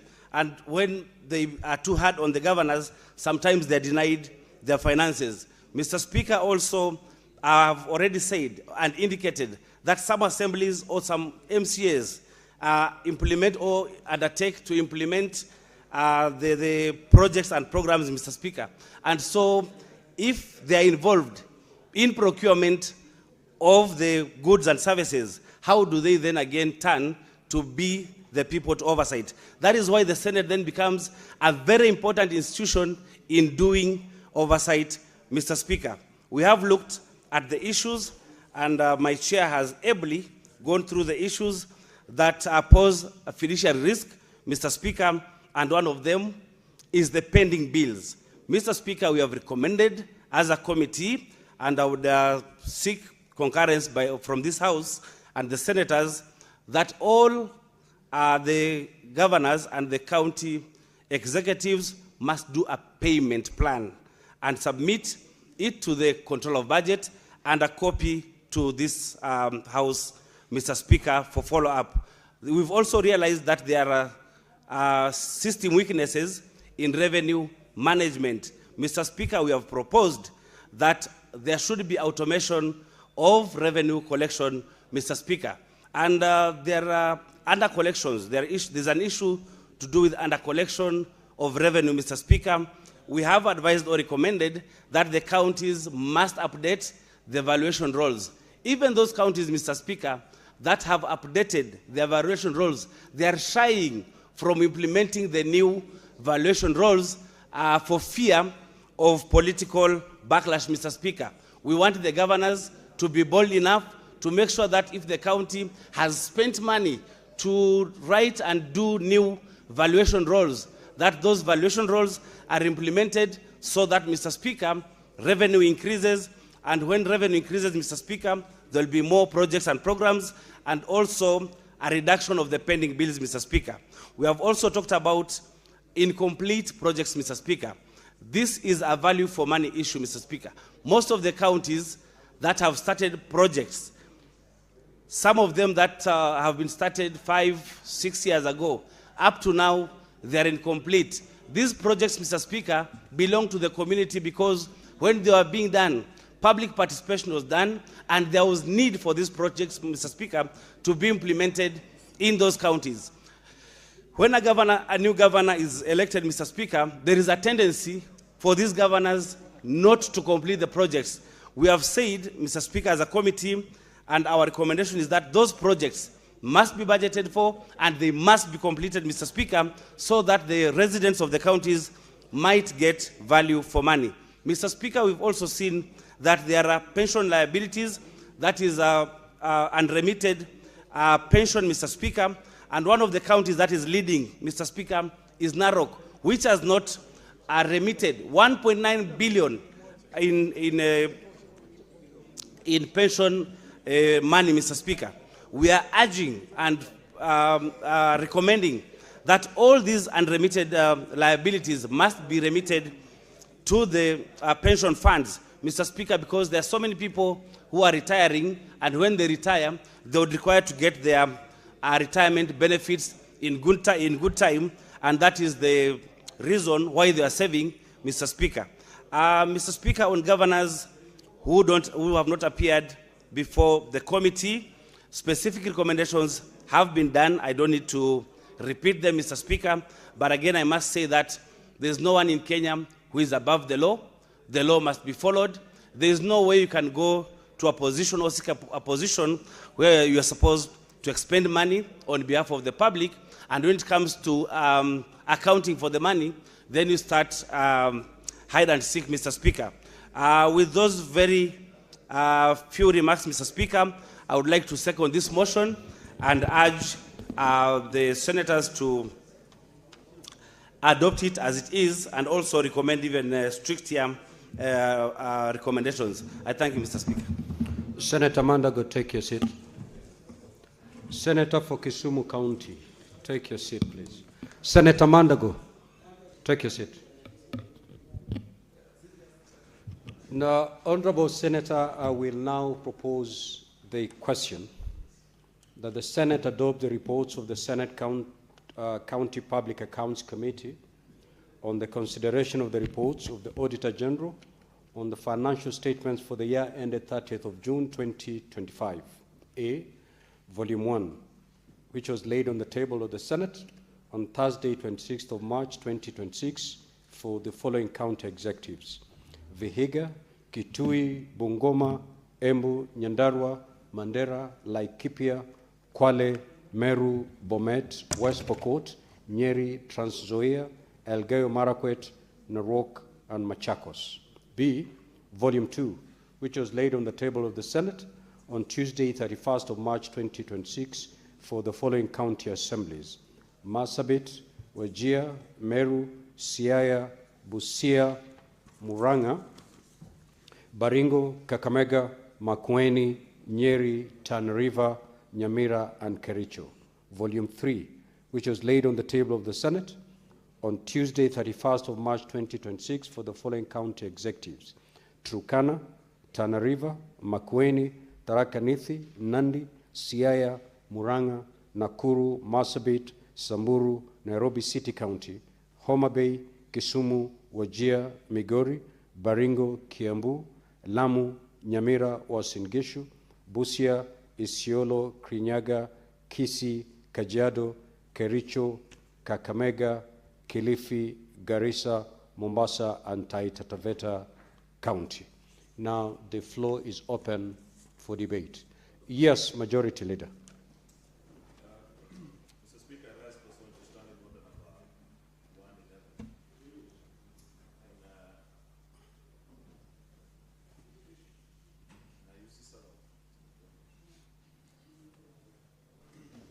Standing Order number 111. Mr. Speaker, I rise pursuant to Standing Order number 111 on limitation of debate. We have a very unique situation this afternoon, and we must lead the House in how we resolve this matter. It's now 4:24, Mr. Speaker. The House rises at 6:30 unless maybe we move a motion to extend time. And this is just the first of the two motions that are before us, because this is a public accounts. We have a similar motion also for Public Investments Committee. And we must split time equally between the two committees. We only have 2 hours to the rise of the House. And more importantly, Mr. Speaker, I don't know where Senator Ledama is. Oh, yeah, Mr. Speaker, he has moved closer to me. Earlier when I spoke, I did mention that Senator Ledama and Senator Wakoli, who are now in the House, the whips, first must ensure that we have enough people, because we need 24 delegations to pass both reports, both motions, Mr. Speaker. And therefore, we must distribute this time equally from now up to 6:30, so that perhaps we have a set of senators speak to the first motion, and then another set speak to the second motion, because the issues are pretty much the same, and you speak on the same. Therefore, Mr. Speaker,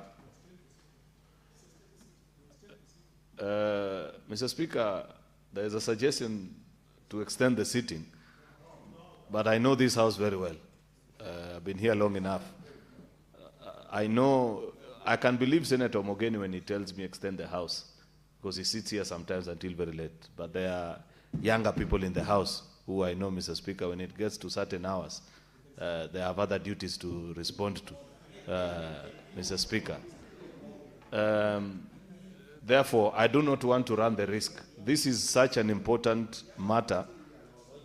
Mr. Speaker, given, if I read the mood of the House correctly, the mood of the House is that we must conclude both reports and both motions by 6:30. Therefore, Mr. Speaker, I rise to propose that debate be limited to 1 hour, so that by 5:30 we take a vote on this one of Public Accounts Committee and chairperson of Public Investments Committee, the former deputy party leader of ODM, Mr. Speaker.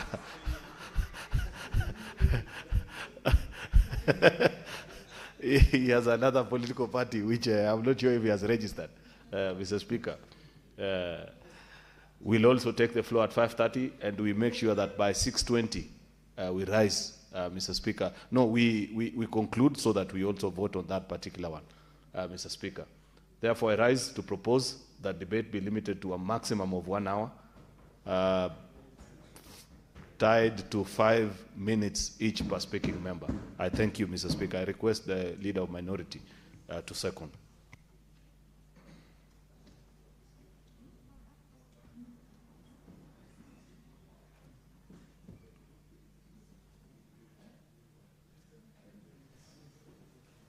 Thank you, Mr. Speaker. I second. Now, honorable senators, I may not need to propose the question. Can I proceed to put the question? That debate on this particular motion be limited to 1 hour, with a senator speaking for not more than 5 minutes. Will as many as of that opinion say aye? Will as many as of the contrary opinion say nay? The ayes have it. So if you get a chance to speak, kindly do so for not more than 5 minutes. Senator Edwin Sifuna. Speaker, I am a very proud member of the Public Accounts Committee, and I am very proud of the chair of the Public Accounts Committee. You have done a fantastic job in leading this committee, Honorable Speaker. Because the committee has recommended that we adopt the report of the Auditor General for Nairobi as is, I have brought the report as is. Mr. Speaker, I want you to see that this is the actual Auditor General's report on the County Executive of Nairobi for the year ended 30th June 2025. And Honorable Speaker, we have agreed in the Committee of Public Accounts that if we are going to deal with the problems of devolution, that fight must begin in Nairobi. And when you read this report, Honorable Speaker, you can see why we are recommending very, very drastic measures against the county government of Nairobi.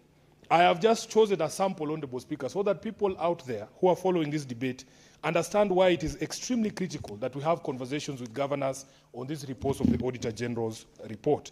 Speaker, at page 3 of the Auditor General's report on Nairobi, we start off by a whooping 1.9 billion Kenya shillings that was withdrawn from salary account held at a local bank during the year.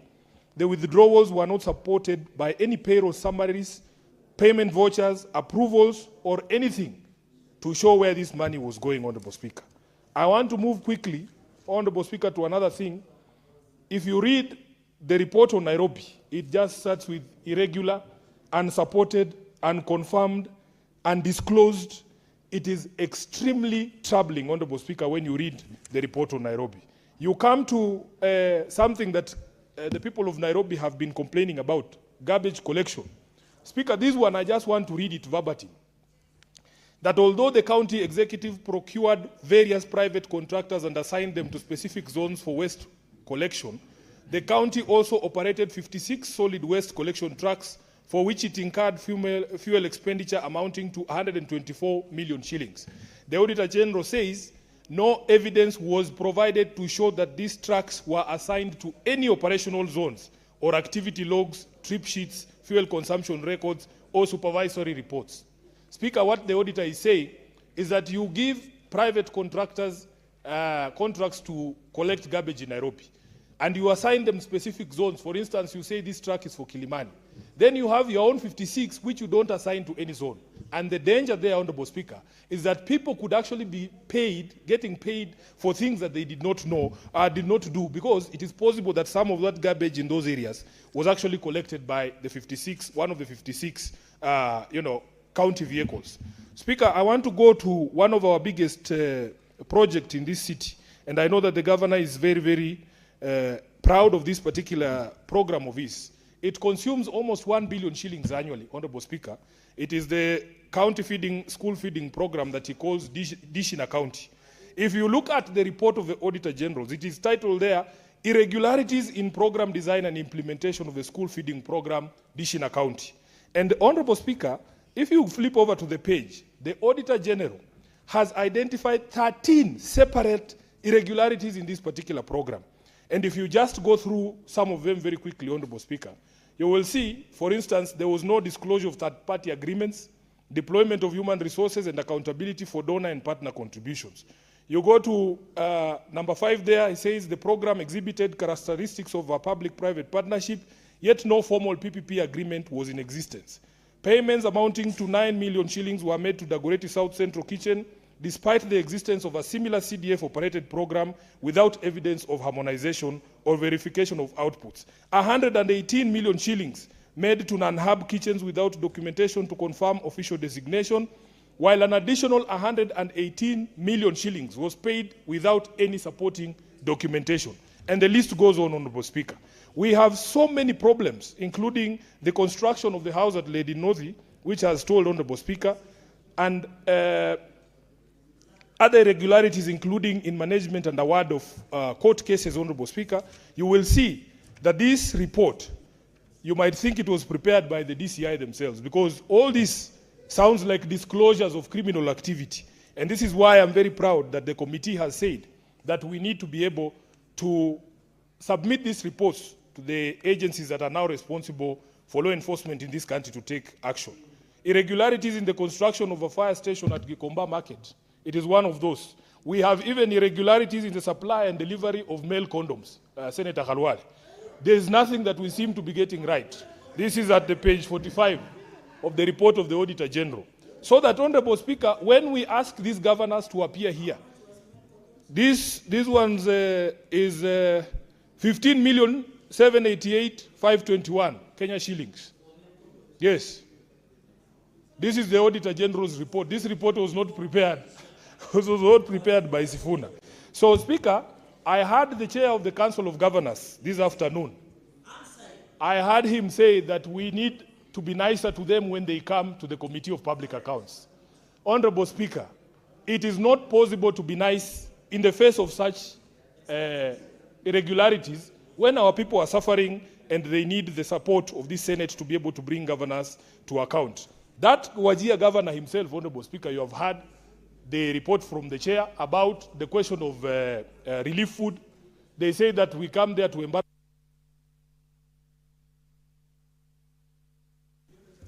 Senator Cherargei.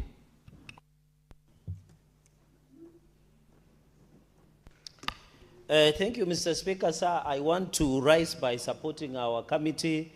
Today afternoon, I'm a proud member of County Public Accounts Committee, and more so, serving as the senator in this session. Mr. Speaker, I want to begin by saying the following. Mr. Speaker, I am very surprised, and I'm happy a number of county governments, Mr. Speaker, has been named and shamed including Nandi County, Mr. Speaker. If you want to visit the county headquarters of corruption, larceny, ineffectiveness, moribunds, public plundering, you need to visit Nandi County, Mr. Speaker. And I'm happy and I want to challenge EACC and DCI, Mr. Speaker, to seize up the recommendations that we shall adopt as a House, Mr. Speaker, because it cannot be the county has vehicles, but they are doing car hire of 41 million shillings, Mr. Speaker. It cannot be that there are no drugs in Maraba, in Kapsabet, in Kabiet, yet the governor allocates himself 484 million for pleasure, office entertainment, chai and mandazi, and personal escapades, including in Masai Mara. Mr. Speaker, it cannot be that Nandi allocates 60 million to bursary, but 484 to personal entertainment of the governor, named or Christian as office operations, that is Christian as massages to the governor, Mr. Speaker. Mr. Speaker, I'm happy that as we recommend today, that it will go to the history and the great people of Nandi, that despite the plundering of resources, Mr. Speaker, that even as it rains today in Nandi, the roads remain impassable.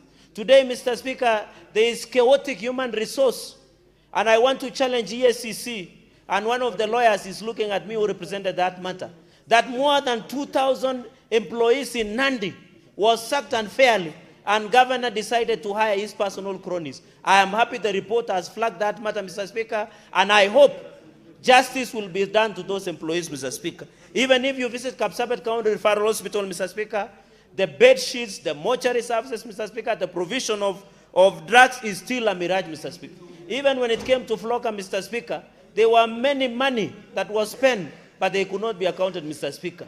Mr. Speaker, these governors, and I want to appeal to the Public Accounts Committee, now that the governor of Nandi refused to appear on summonses, the warrant of arrest must be issued pronto and must be dealt with once for all, Madam Speaker. Number two, Mr. Speaker, I am surprised that the chair of Council of Governors, in fact, the House must order his immediate arrest, Mr. Speaker. How can Mohammed Abdullahi, who is town, they used to use toilet collectors every evening, Mr. Speaker. How can he lecture some of us? How can he name and shame our nerves when the toilets in Wajir town are being collected literally by ants in every evening, Mr. Speaker? How can he tell us? He must be arrested. 1.5 billion of employees' payables in Wajir cannot be accounted, Mr. Speaker. Mr. Speaker, even in Wajir, Mr. Speaker, there are almost 3.5 billion on pending bills, Mr. Speaker. Even the abattoir of Wajir County International remains unutilized, Mr. Speaker. They are in Wajir, there are 149 vehicles, but against 216 drivers, Mr. Speaker.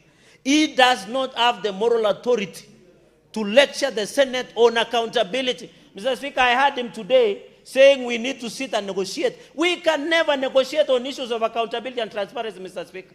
This is not a social call. This is not a party, Mr. Speaker. If he wants to negotiate on accountability, the Constitution is very clear. Article 96, Article 10, Article on principle of finances, Mr. Speaker, on principles of finance, accountability and transparency, Mr. Speaker. Even on Nairobi and Samburu, I want to thank the Inspector General of Police, Mr. Speaker, that the two governors must be arrested and produced pronto before the committee. And we are proposing, Mr. Speaker, to the IG that the police parliamentary offices, we must use them to all the two governors, Governor of Samburu, Governor of Nairobi, until they are processed, because lawyers know, Mr. Speaker, the warrant of arrest will only be discharged when the two governors appear before our committee, Mr. Speaker. So they must be dealt once and for all. And I want to appeal that the Senate prepares a charge sheet on all these governors. We present to the DPP. They should be declared unfit to all public office for all governors who have refused to appear, Mr. Speaker. On Kericho, Mr. Speaker, on Kericho, apart from the mass graves, the closing of the hospital, the poor sanitation, Mr. Speaker, the adverse opinion means they got an E-. And I want to challenge the majority leader to lead us. That governor must be done forensic audit and be held once and for all, Mr. Speaker. On Siaya, finally, I have seen Governor Orengo, Mr. Speaker. Senator, your time is up. Senator Mwini Haji. Asante Mheshimiwa Spika kwa kunipa fursa hii kuchangia ripoti ya kamati ya wasibu wa bunge hili. Mheshimiwa Spika, kwanza kabisa naunga mkono ripoti hiyo, na kwamba wamefanya kazi nzuri kama kamati. Kwa muda wa karibu miezi miwili wameweza kuangalia ripoti zote na kwa hakika wameweza kufanya kazi nzuri kabisa. Kwanza Mheshimiwa Spika, pia nichukue fursa hii kupongeza bunge la kaunti ya Mombasa kwamba ni moja yale mabunge ambayo walipata unqualified opinion kama ilivyosemekana. Mheshimiwa Spika, masikitiko Mheshimiwa Spika ni kwamba Mombasa iko katika wale 11 bora katika kupinga katiba na vile vile pia kukataa kuhudhuria katika bunge hili. Mheshimiwa Spika, tukiangalia Mombasa kwa sasa ina matatizo mengi.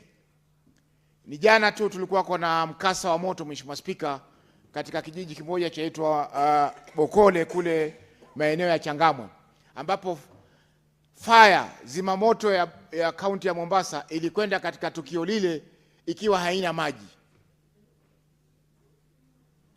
Watu wamepigia simu zimamoto waje kusaidia, na zimamoto inakutoka mbio, wakifika pale hawana maji, wanakaa mali inachomeka bila ya msaada wowote. Mheshimiwa Spika, Mheshimiwa Spika, ni majuzi tu kulikuwa na kelele kuhusiana na utendakazi wa Coast General Hospital, ambapo daktari mkuu alisimamishwa kazi kiholela bila ya kufuata sheria.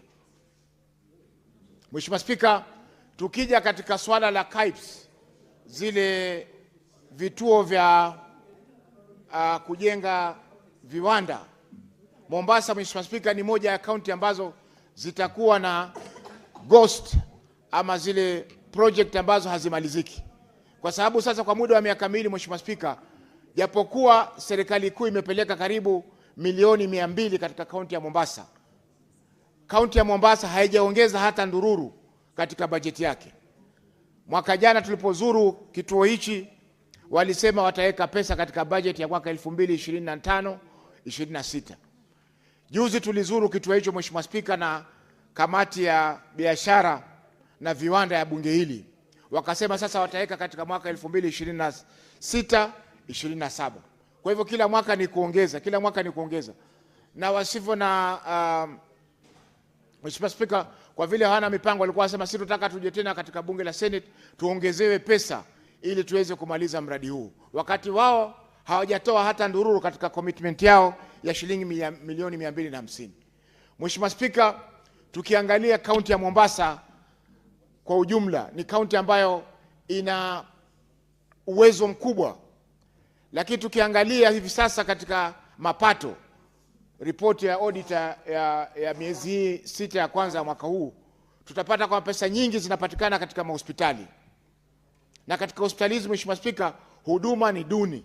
Ni kwa sababu hakuna wahudumu wa kutosha, hakuna madaktari wa kutosha, hakuna vifaa vya kutosha. Hivi sasa katika hospitali kuu ya Coast General haina MRI ambayo inaweza kutumika wakati wagonjwa wamekwenda Kwale na shida za MRI. Kwa hiyo Mheshimiwa Spika, pesa nyingi ambazo Mombasa inazalisha hivi sasa inazalishwa kupitia kwa hospitali, lakini huduma za hospitali Mheshimiwa Spika ni duni kabisa. Kwa hiyo Mheshimiwa Spika, mimi naunga mkono kwamba zile hatua ambazo zimependekezwa zichukuliwe, lakini isipokuwa jambo moja Mheshimiwa Spika, kwamba kupewa tena siku 30 kwa magavana hao waje wajitetee mbele ya kamati ni kupoteza wakati. Mheshimiwa Spika, walipewa muda wa miezi miwili, Januari, Februari na March, waje wajitetee kuhusiana na zile audit queries. Na hiyo sio mara ya kwanza walikuwa wakutana na hizi maswali walikuwa wanauliza auditor. Maswali haya walipewa kutoka mwezi wa 9 mwaka jana, wayajibu, wakashindwa kuyajibu, na waliposhindwa kuyajibu yakaletwa katika bunge la Senate. Bunge la Senate waliamua kususia. Kwa hiyo Mheshimiwa Spika, lazima hatua ichukuliwe. Kama ni mtu kushtakiwa ashtakiwe, atapata fursa ya kujitetea mahakamani, lakini kupewa tena siku 30 Mheshimiwa Spika ni makosa. Kwa hivyo kamati Mheshimiwa Spika, mimi naunga mkono, lakini hakuna kuwapa hata siku moja kuja kujitetea, kwa sababu walipewa siku za kuja kujitetea, lakini wakakataa kuja mbele ya bunge la Senate na kamati zake kujitetea. Namalizia Mheshimiwa Spika kusema kwamba bunge yetu ya county Mheshimiwa Spika. Asante Senator.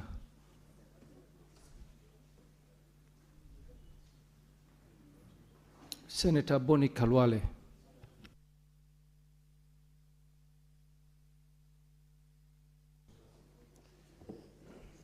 Thank you, Mr. Speaker. Mr. Speaker, before I support this motion, allow me to congratulate my kid brother, Senator Godfrey Osoti. Osoti remains stoic. When you are fought in politics, is when you are being told you are strong. There's nothing to miss in being a deputy party of the Orange Democratic Movement. We have bigger offers on the table. They are all for your taking. Mr. Speaker, sir, Mr. Speaker, sir, I want to strongly support this report and congratulate Senator Moses Kajwang. I notice that you have remained stoic during the attacks, even right now when you have been presenting your motion. You are stoic to the high decibels that we are hearing from the Council of Governors. That is what oversight is all about. When you go to people who control purse strings and you ask them questions of why, how, and what for, they can never like you. So you've made the House proud. However, there is room for us to improve our relationship with governors so that they don't quickly run out to the media, forgetting that at the end of the day, we are truly the institution that is supposed to protect those county governments. Mr. Speaker, I note that in things to do, Senator Kajwang has recommended that these matters be expeditiously pushed through EACC, DCI, and the Office of the Deputy, the Office of the Public, the Director of Public Prosecution. This is okay. But, my dear colleagues, are we hearing what is going on in that ecosystem of these institutions? Office of the Director of Public Prosecutions, the EACC, and the DCI? These institutions are not working in harmony. We know there are cases today where EACC has completed investigations. They have made recommendations that the DPP proceeds and takes action by prosecuting some governors. We all know that we have cases in the country today where it's not moving, either because there is some subtle support from the executive, I don't know, or there is some subtle reluctance to some people in the judiciary, I don't know. When we were making this law, the Ethics and Anti-Corruption Act, the popular opinion, Mr. Speaker, then was that we should deny EACC prosecutory powers. It is starting to look like EACC should be given prosecutory powers so that they are not frustrated by the office of the DPP. Mr. Speaker, what is more, there is a case to learn from Uganda. In Uganda, you have the park police. They sit in the park proceedings. And Mr. Speaker, once the case is made against an accounting officer, the park police on the spot arrest the accounting officer. We need to continue doing better legislation so that we can succeed. Mr. Speaker, Senator Kajwang has spoken to the issue of white elephants. That only one white elephant is running in the region of 25 billion shillings. It is truly sad that we have wasted 25 billion shillings for the Kipes. In fact, in Kakamega, we are leading by example. We went to Likuyani, got some land there. Helicopters arrived in Kakamega, earth movers, all manner of machines. The president was there in person. The Senator Beatrice Ogola.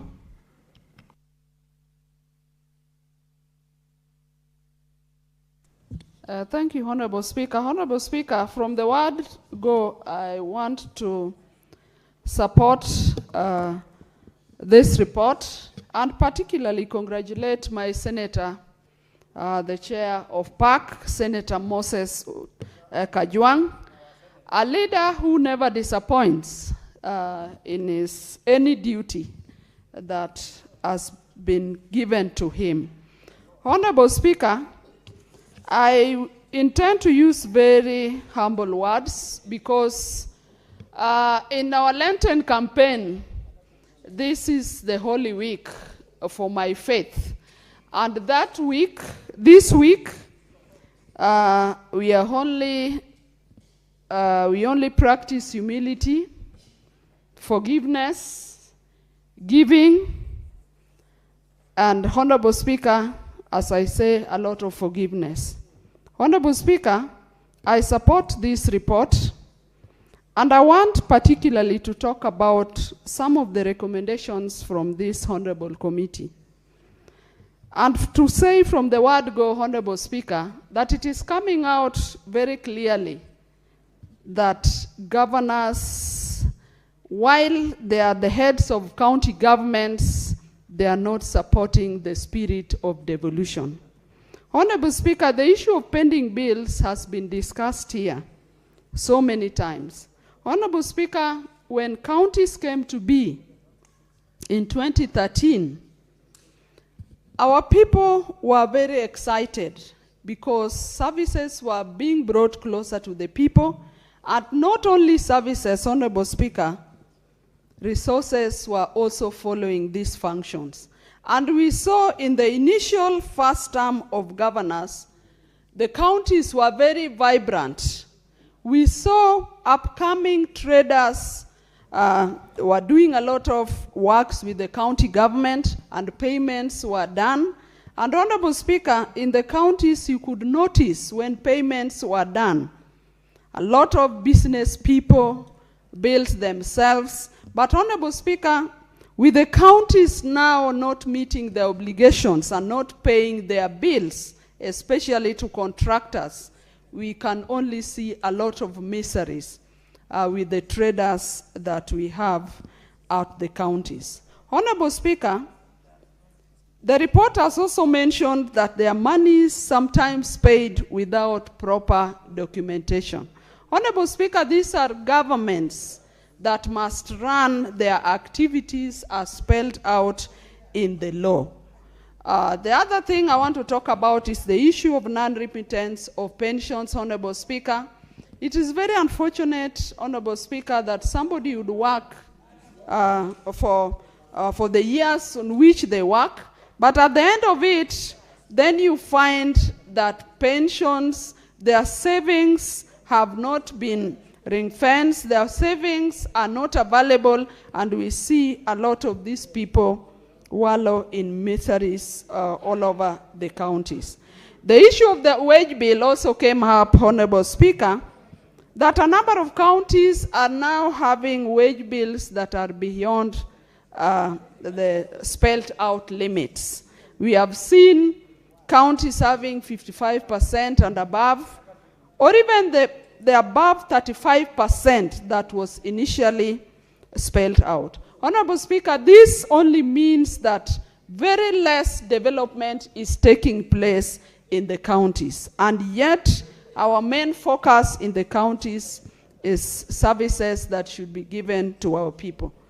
If the wage bill is going to be to the percentages that have been spelled out here, Honorable Speaker, then it means less resources are available for health services, less resources are available for water, are available for agriculture, and Honorable Speaker, you know these are very key services that our people require.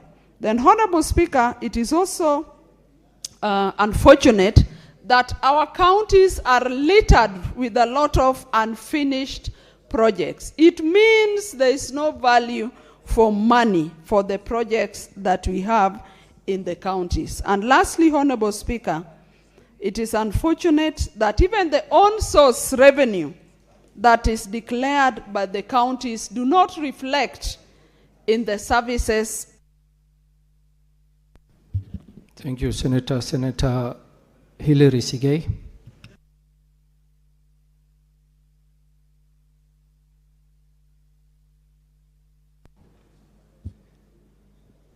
Thank you, Mr. Speaker, for giving me the opportunity. Let me begin by thanking the chairperson of this committee as well as the members of Public Accounts Committee for running us through a very well done report. I am aware that, Mr. Speaker, they have had sleepless nights.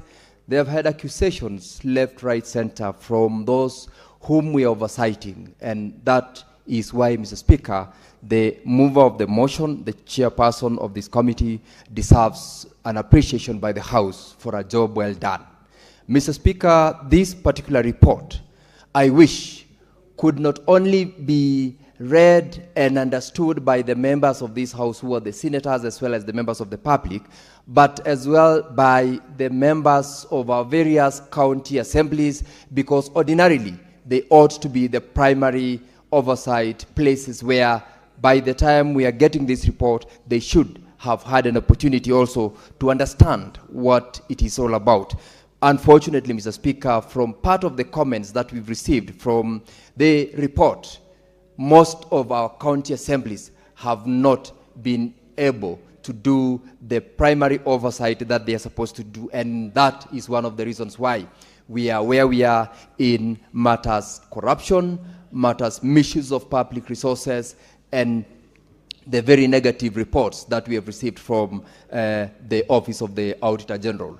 I am happy, Mr. Speaker, that the committee has recommended full adoption of the contents of the report from the Office of the Auditor General, as well as additional recommendations to relevant government agencies, including the DCI, Ethics and Anti-Corruption Commission, among other relevant agencies. And I urge those agencies to take appropriate action, including preferring charges where necessary without having to wait further for follow-up from this particular House.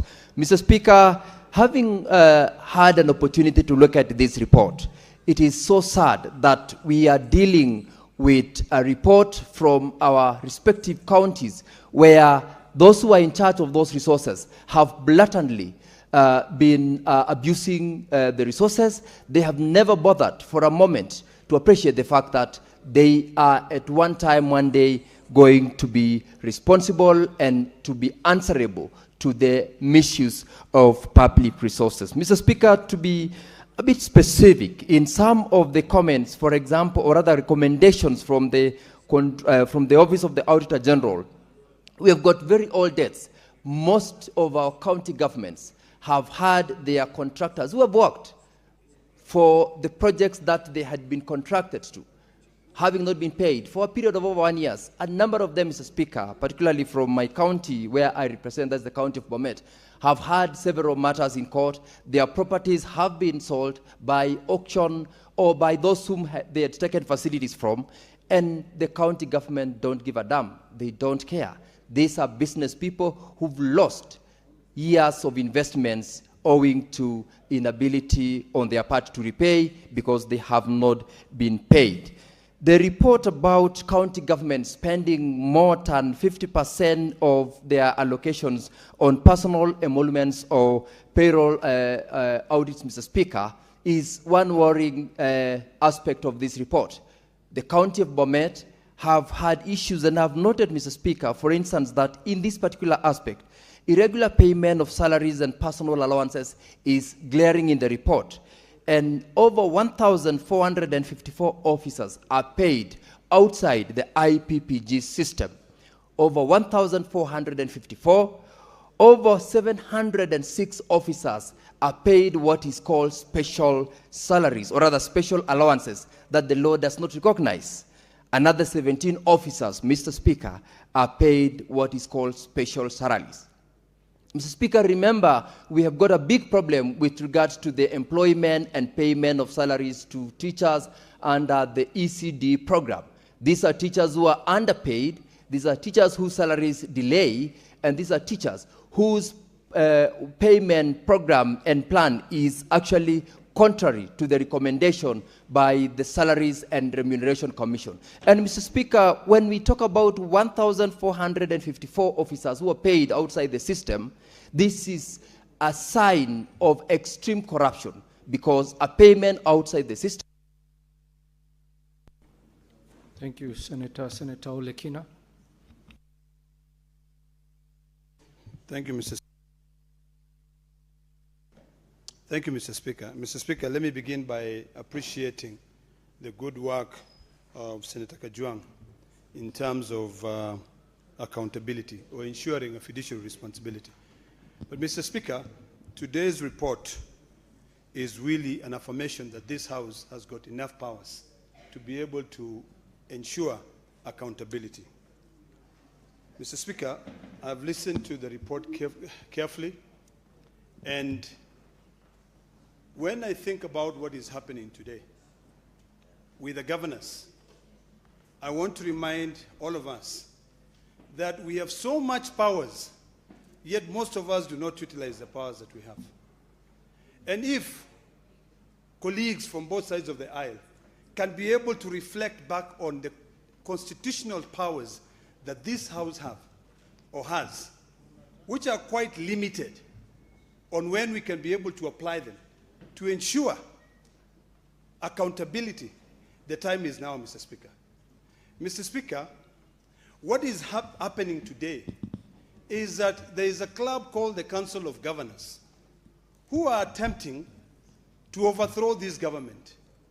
They are attempting to define their unity as, instead of it being intergovernmental cooperation, but as a collective impunity, Mr. Speaker.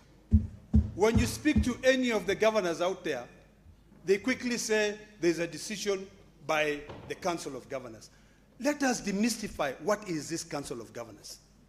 The distinguished senator from Homa Bay came here and presented impunity in all the 47 counties.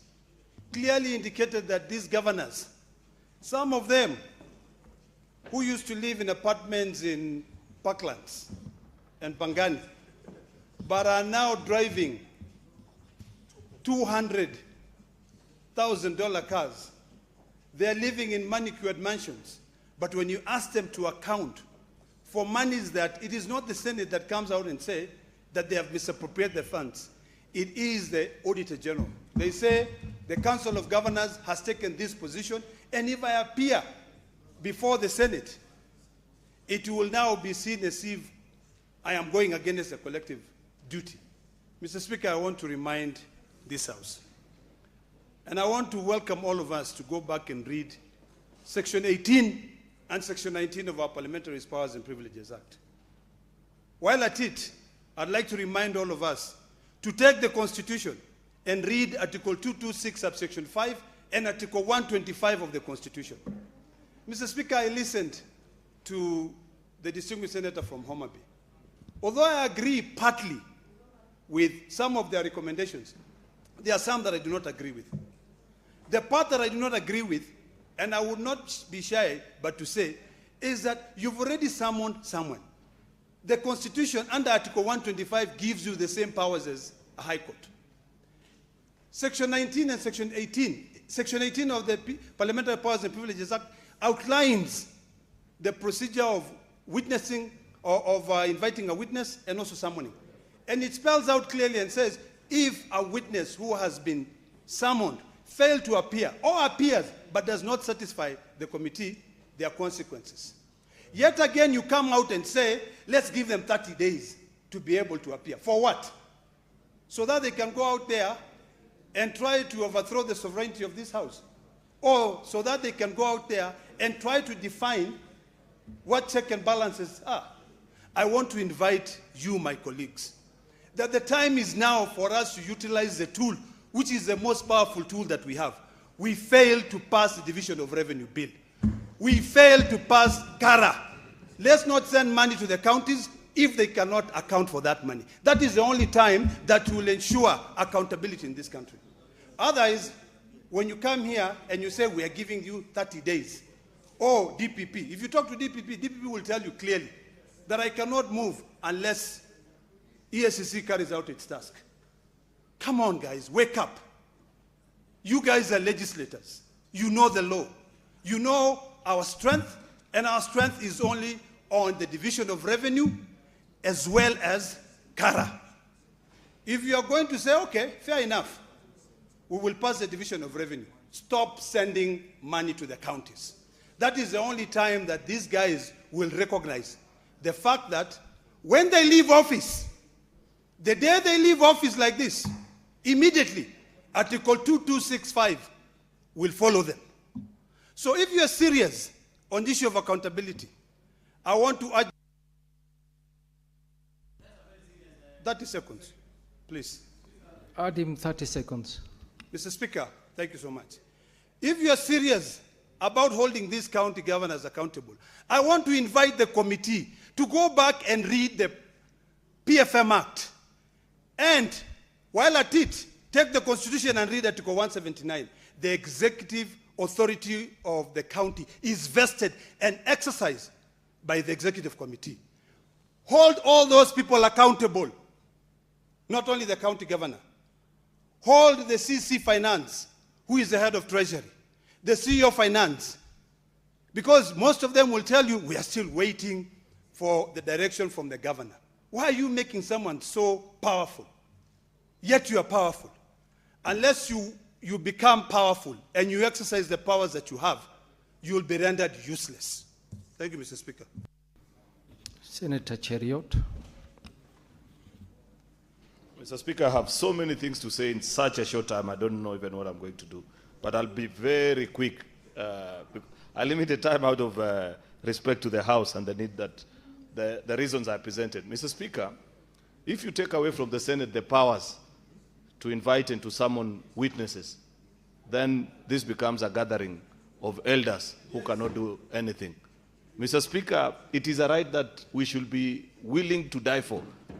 And that is why, despite all the conversations that we've had with people trying to coerce and talk to us very nicely, saying, come, let us reason together, I have made it abundantly clear to none other than the chair of COG, my good friend Governor Ahmed, that I believe it, just the same way I'm so certain about who I am and what my name is, that we can never negotiate the moral duty of governors appearing before the Senate to answer for resources that has been given unto them. And the first day I disagreed in principle is when they went to Kilifi, Mr. Speaker, and arrogated themselves powers to choose which committee they can appear and which one they cannot. That one, Mr. Speaker, I am willing to go to the grave over that. And so long as that remains to be an issue between us and the Council of Governors, my position on this matter is very clear, Mr. Speaker. I saw COG today trying to address us through press conference. The law remains the law, Mr. Speaker. I suggested, and I want to congratulate the Public Accounts Committee, that any governor who has chosen not to appear before this committee, it simply means that there is an admission of guilt on their part on the charges and the findings that have been made by the Auditor General, Mr. Speaker. I have argued many times in this House, Mr. Speaker, that even our Public Accounts Committee is, Mr. Speaker, as arranged, just a tip of the iceberg in terms of finding out the road that exists in our county governments. Because as a county senator, Mr. Speaker, you are far more aware of the challenges that exist in your own county government than your colleagues, Mr. Speaker. But that is a discussion for another day. As we are here today, Mr. Speaker, we are discussing a very important matter. That there are 16 men and women of conscience who chose to appear and submit themselves to the authority of the law. We commend those governors, Mr. Speaker, and appreciate them for being responsible citizens and adults. To the 29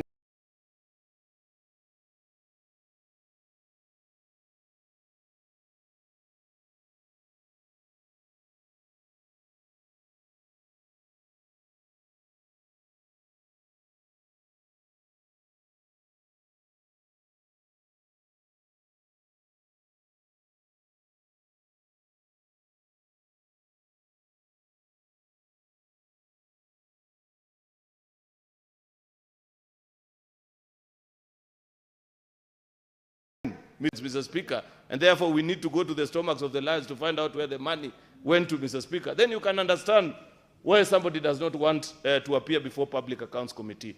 Mr. Speaker, it will be a dereliction of duty of us as the Senate of the Republic of Kenya, Mr. Speaker, if we let these 29 governors go scot-free. Mr. Speaker, there are certain decisions that we must make as a House. Number one, Mr. Speaker, I expect that out of the lesson that we have learned during this debacle between us and the Council of Governors, Mr. Speaker, we must amend the Parliamentary Powers and Privileges Act, Mr. Speaker. 500,000 for people who are disappearing with 2 billion or 3 billion of unaccounted funds, Mr. Speaker, is a slap on the wrist, Mr. Speaker. That fine needs to be elevated, Mr. Speaker. Secondly, Mr. Speaker, we must give additional powers, Mr. Speaker, to our parliamentary committees over and above, Mr. Speaker, just summoning and issuing the summons that they have given, Mr. Speaker. They must be able to pass certain decisions that have the equal powers, Mr. Speaker, that a court of law has when a witness fails to appear in a case that is before them. The third and the final thing, Mr. Speaker, that we must do is that we must not remove our leg off the gas pedal, Mr. Speaker, on this highway of accountability. We must be firm about it. When you're a senator like myself and your county has an adverse opinion, what do I tell the residents of Kericho? Some of us don't believe in doing oversight in funerals. That's why I was waiting for my governor at the Public Accounts Committee to come and ask him, Dr. Eric Mutahi, what happened in the year 2024-2025. An adverse opinion, Mr. Speaker, means that your books were so bad, they could not even explain where you took the money, Mr. Speaker. Now I don't have that particular opinion. By his failure to appear before Public Accounts Committee, it simply means that he has agreed with the auditors that the books are so bad, Mr. Speaker, that he has no explanation. Therefore, Mr. Speaker, we must follow through with the recommendations of Public Accounts Committee so that we recover the monies that have been lost in each and every of our 47 devolved units, Mr. Speaker, because that is our work. Unfortunately, Senator Cheriot, your time is up. No, your time is up. Senator Mofire.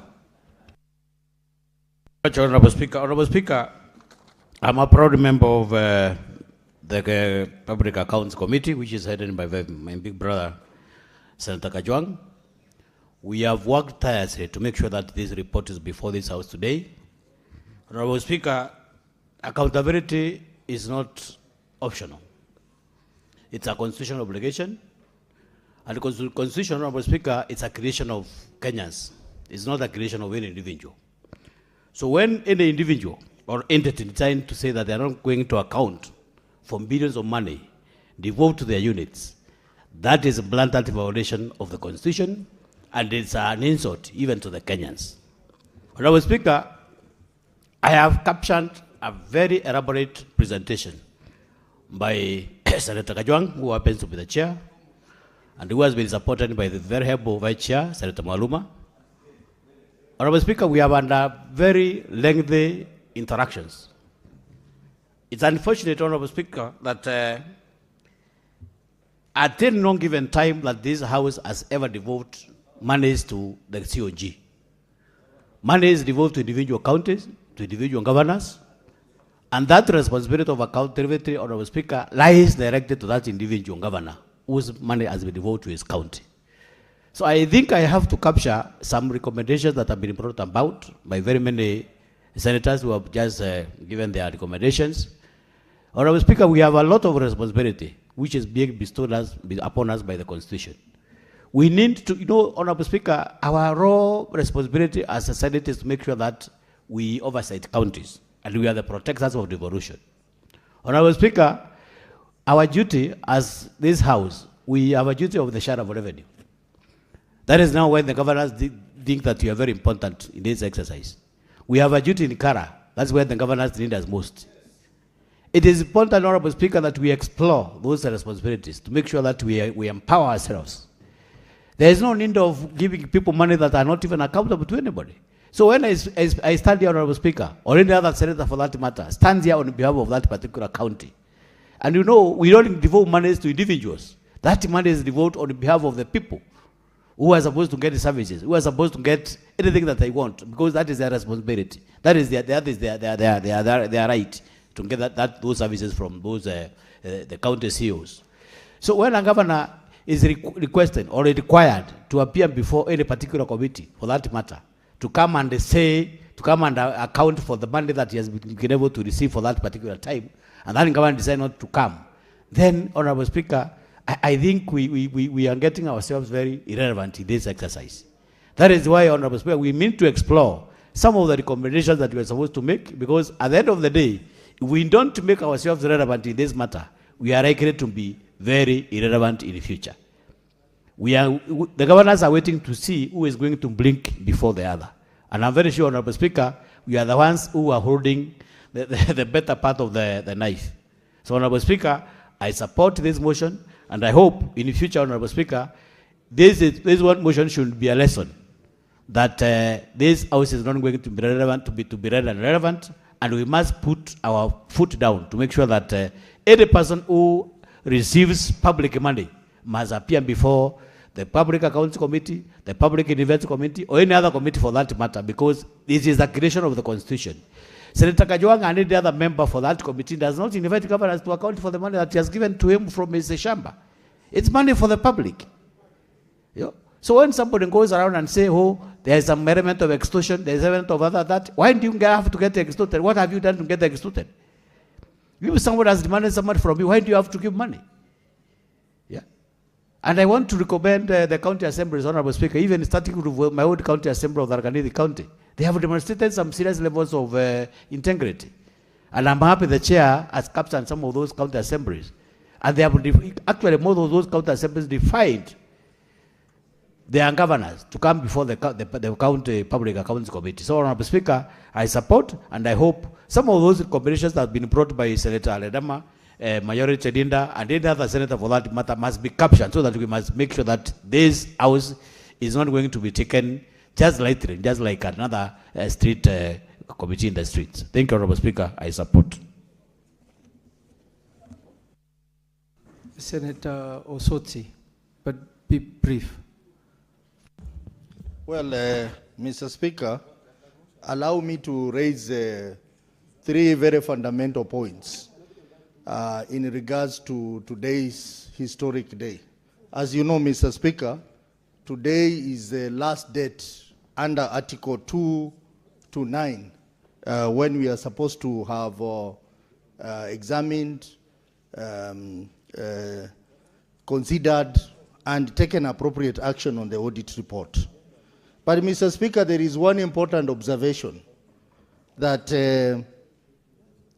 National Assembly is not adhering to the ruling of the court and also Article 229. Even as we are struggling here as the Senate, the National Assembly has completely ignored the High Court ruling, which this House went to the Court of Appeal, and the Court of Appeal rejected our appeal. They have decided to go on as usual, and that means they are 3 years behind. And yet, Article 203 provides that the shareable revenue will be computed on the basis of the provision of Article 203.3 that says most recently audited account of revenue received and approved by the National Assembly. I think this is a very important point for this House to note, that immediately after today, as a Senate, we must make a decision on how the Article 203 is going to be complied with. And we can come up with a motion, Mr. Speaker, to say that the division of revenue effective from this year will be based on the most recent audited accounts, because the National Assembly has completely ignored the ruling of the court. And that means our counties will get more shareable revenue. So that is a very important take-home from today's exercise. Secondly, Mr. Speaker, I have sat here for 4 years, Mr. Speaker, and every year we are coming up with reports, recommendations on the same things and nothing seems to be happening in our counties. It has become like a ritual, Mr. Speaker. We make recommendation to EACC and nothing happens. I think, Mr. Speaker, we need to move to the next step, considering the behavior of our governors, to bring in EACC here so that they can explain to us why they are not taking any tangible and quick action on the recommendations that we have been giving. Otherwise, Mr. Speaker, I'm concerned that we will finish our term when we have done nothing in terms of ensuring that the culprits are punished and they are properly punished, Mr. Speaker. Now, coming to the reports, Mr. Speaker, I want to concur with the chair of PAC that the industrial park project, Mr. Speaker, if you are not careful, 23.5 billion public money is going to be wasted in this project, Mr. Speaker, because very little is happening in our counties. And yet we have appropriated 500 million for each county, Mr. Speaker, for this project. We need to take some drastic step, and I want to agree with the chair of PAC that this House should call for a special audit of this project so that public money is protected.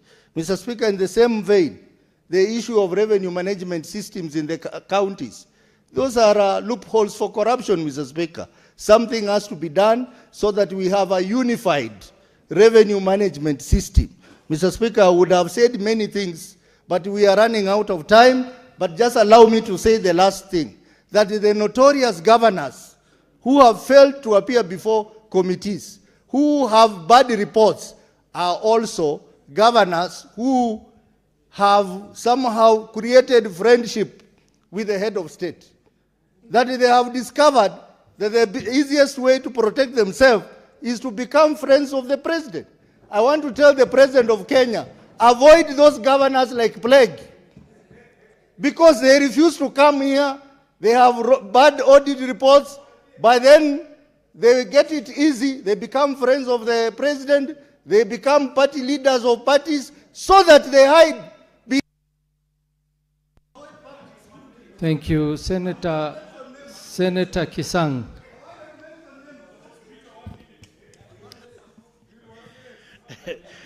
Thank you, Honorable Speaker. Honorable Speaker, you know, the former deputy party leader of ODM is very passionate about it. So, and I want to say that I don't think, you know, the president is entitled to relate with anybody.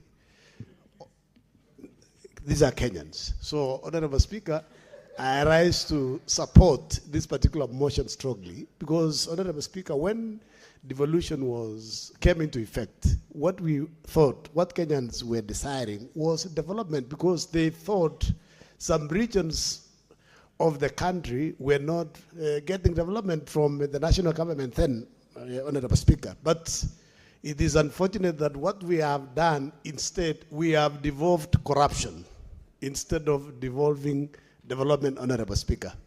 Look at the part of the country. Sometimes every year they say there is drought, there is no water, people are dying, animals are dying, and the governors would have used the resources that have been devolved to do boreholes, do water pans, so that the people may have water. But instead of doing this, they decide to go and caucus themselves along something called, is it Council of Elders or Council of Governors, that is nowhere, it's not recognized in any law, Honorable Speaker. So these are people who we need to be serious. I agree that when the Division of Revenue and CARA comes here, we sit on it until they behave. I know when we sit on it, our people may also suffer.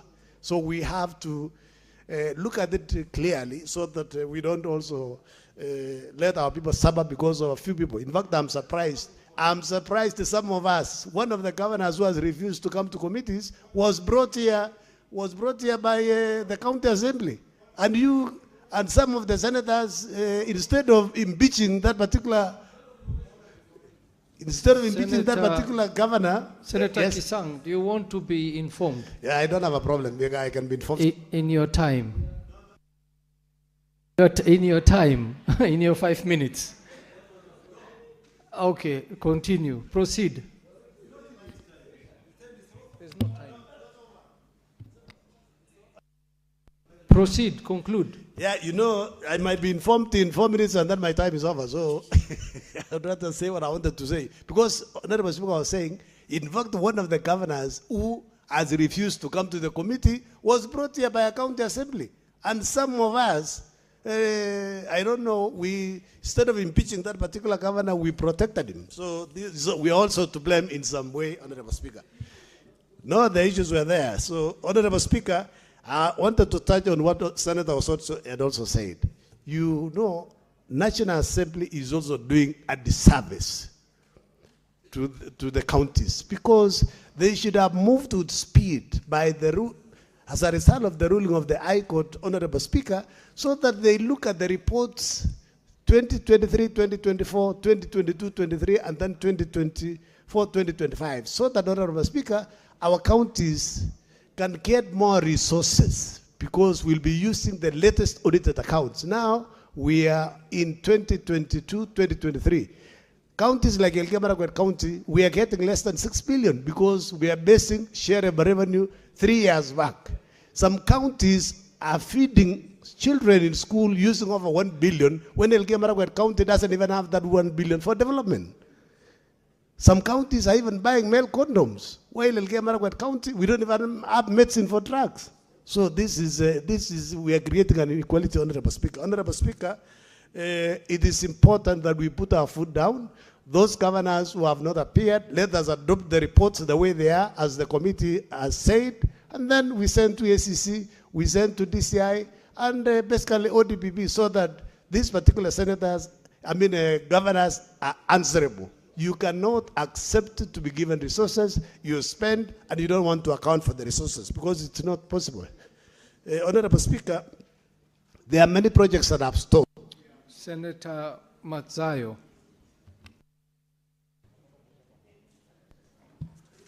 Asante Mstahiki Spika. Mstahiki Spika, kwanza nataka kujivunia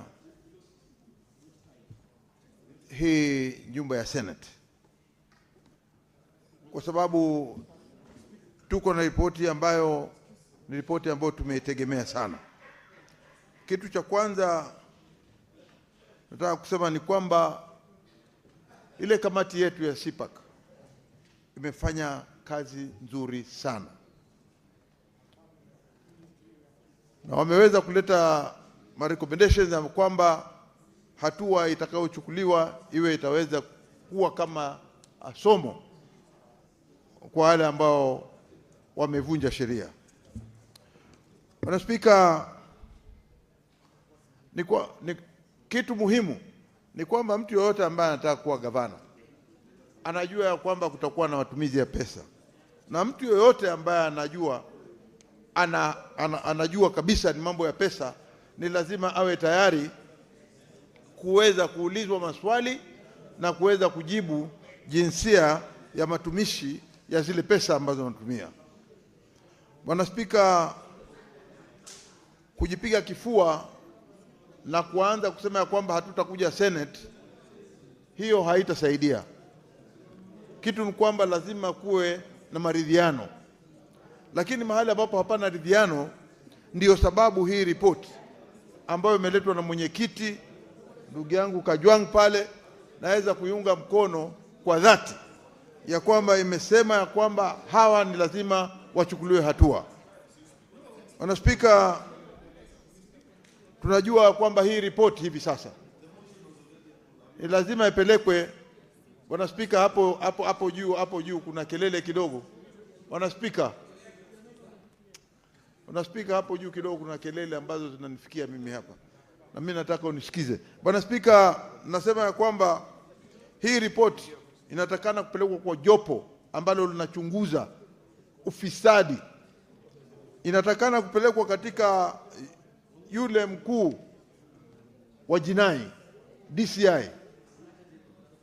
Bwana Spika, ripoti kama hii ni ripoti ya kusikitisha, tukiona kwamba pesa ambazo ziko katika serikali za mashinani zinatumiwa kiholela.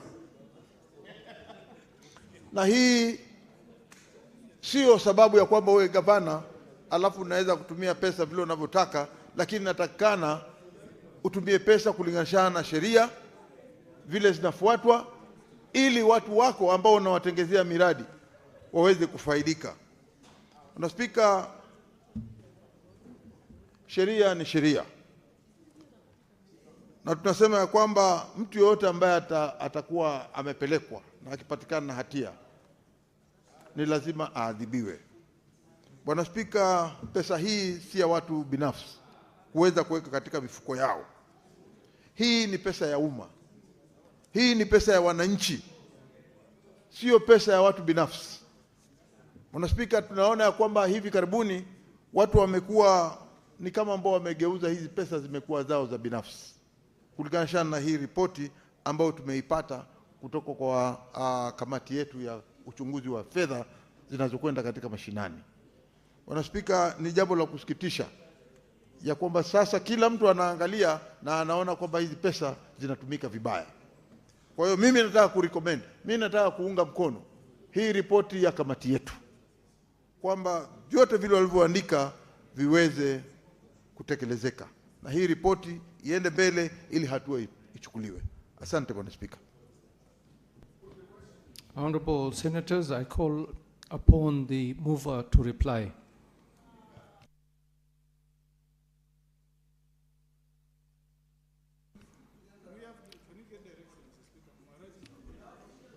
Give Senior Counsel Mogeni the mic. What is your point of order? Yes, Mr. Speaker, you know, the main business why we are here as elected senators is to really do oversight on our counties. A few of us have spoken, but a number of us have also not spoken. If need be, we can extend the sitting of the House beyond 6:30, but allow us to speak to our people about what is in the audit reports from our respective counties. You cannot lock us out from commenting on these audit reports from our respective counties. Let's not do a business cast in stone. If need be, Majority Leader, we are willing to sit here up to 7. But you cannot lock us out. You have talked about Kericho. What about our counties? Even if it was passed, that's not right. You can... Sifuna. Speaker, you know there was a suggestion by the Majority Leader that those of us who speak on this motion should not speak on the next. But there is a difference in those two reports. The CPAC report tends to deal with a bit more than the CPIC. So maybe let us increase the time for this report and reduce the CPIC one, which is okay. Yeah, because it is the more interest, even for you, for Migori, you want to speak on the issues in the CPAC report as well. Yeah, so the chair of Honorable Majority Leader, the deputy party leader of ODM, the deputy party leader, he has accepted, okay, the chair of CPIC has accepted that we can reduce the time for his debate, because more of us will speak on this one, and then less of us will speak on the other one. I think that is fair, Senator Mogeni and Chair, through the Chair.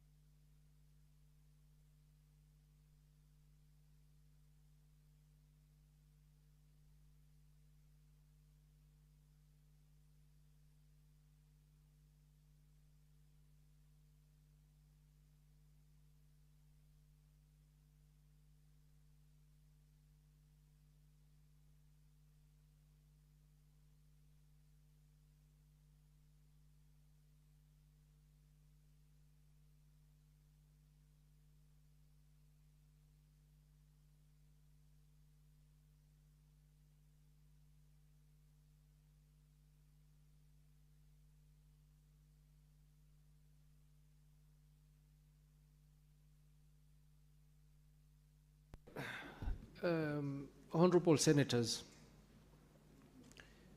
we've taken 7 minutes to deliberate on this matter. The ruling that was made by the Speaker was that we debate on this motion for 1 hour with a time limitation of 5 minutes each. And unfortunate as it is, several members who have indicated on the dashboard that they want to contribute on this motion have not gotten the opportunity.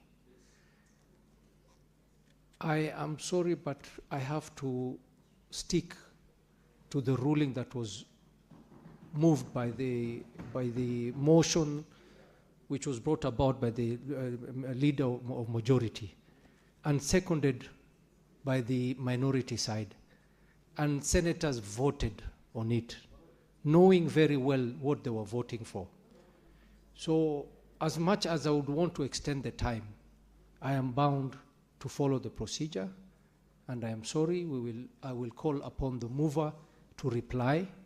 The best that I can do is to make sure that whoever has spoken on this motion will not be given priority to speak on the other motion until the other senators have contributed.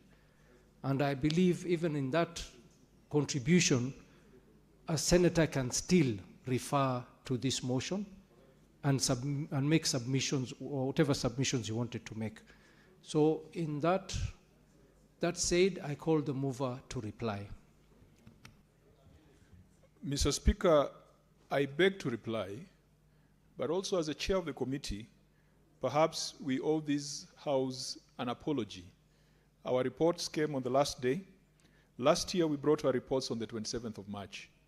This last-minute reporting was as a result of the truancy of the governors. 29 of them had to be summoned yesterday. Mr. Speaker, I want to encourage that as a matter of procedure, we ensure that in future, these reports are brought at least 3 days to the constitutional deadline to allow every member to speak to it. Mr. Speaker, pursuant to Standing Order 66.3, I also beg to defer the putting of the question to later in the day. Thank you. Or to a time appointed by the Speaker.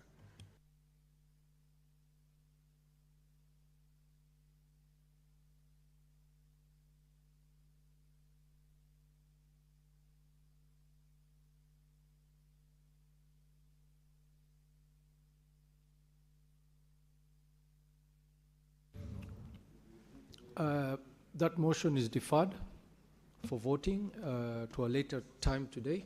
I want to call upon the chair for Public Investment Committee to table the papers.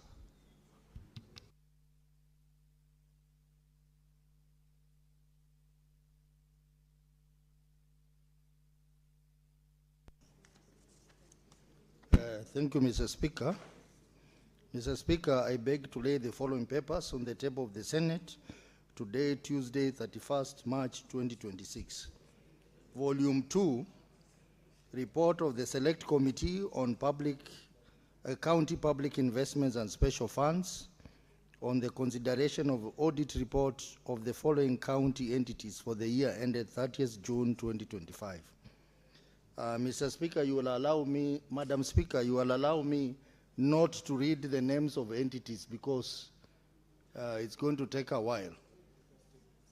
So we have Kajiado County, Kiambu County, Homa Bay County, Migori County, Kisii County, Machakos County. Senator Osoti, you can do so, but indicate as indicated in the supplementary order.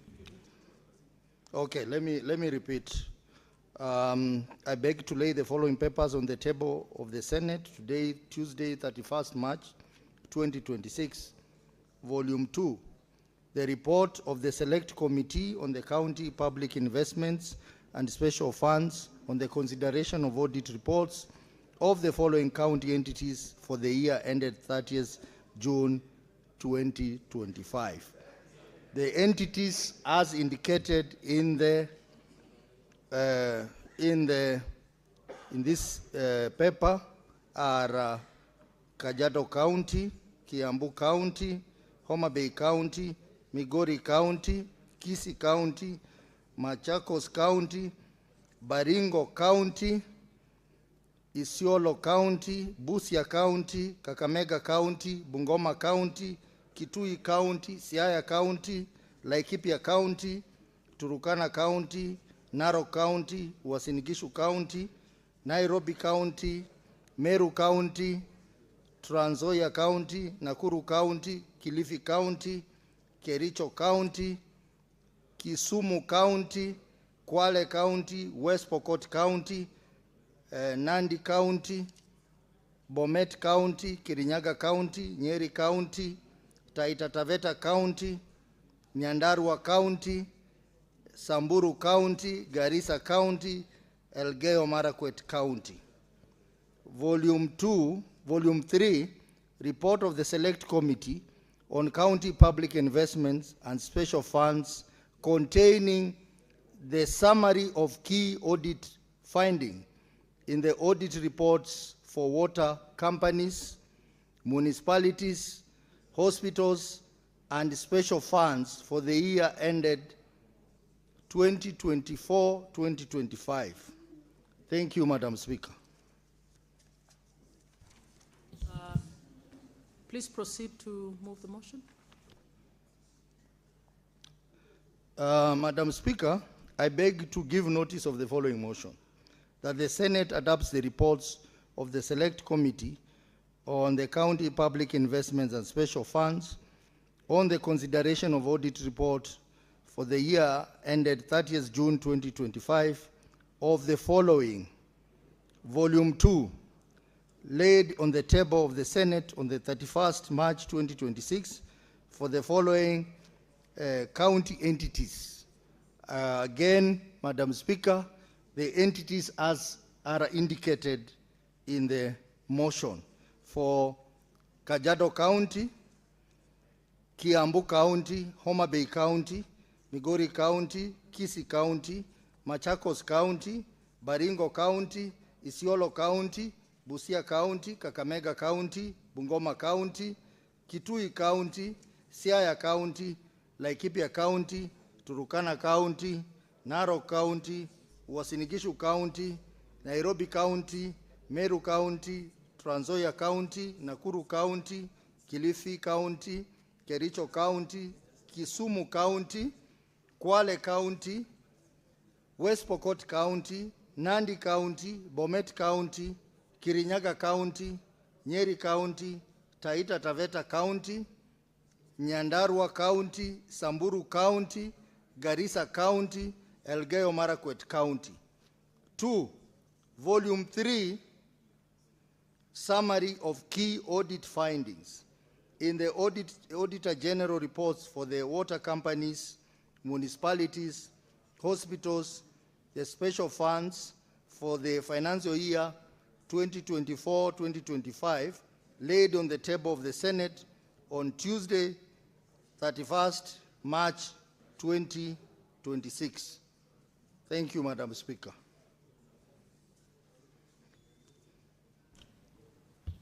Next order. Order number 9, motion, report of the Select Committee on County Public Investments and Special Funds on the consideration of audit reports of the various county entities for the year ended 30th June 2025. Chairperson. Madam Speaker, I beg to move that this House adopts the reports of the Select Committee on the County Public Investments and Special Funds on... Senator Osotsi, please approach the table.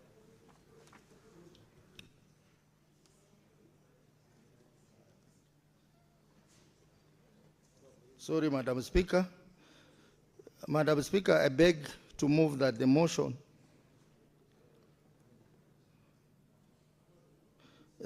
in an amended form pursuant to Standing Order 62, that the Senate adopts the report of the Select Committee on the County Public Investments and Special Funds on the consideration of the audit report for the financial year ended 30th June 2025 of the following: Volume 1, laid on the table of the Senate on 26 March for the following county entities. Again, Madam Speaker, the entities are many, so as indicated in the order paper. Volume 2, laid on the table of the Senate on 31st March 2026 for the following county entities as indicated in the order paper.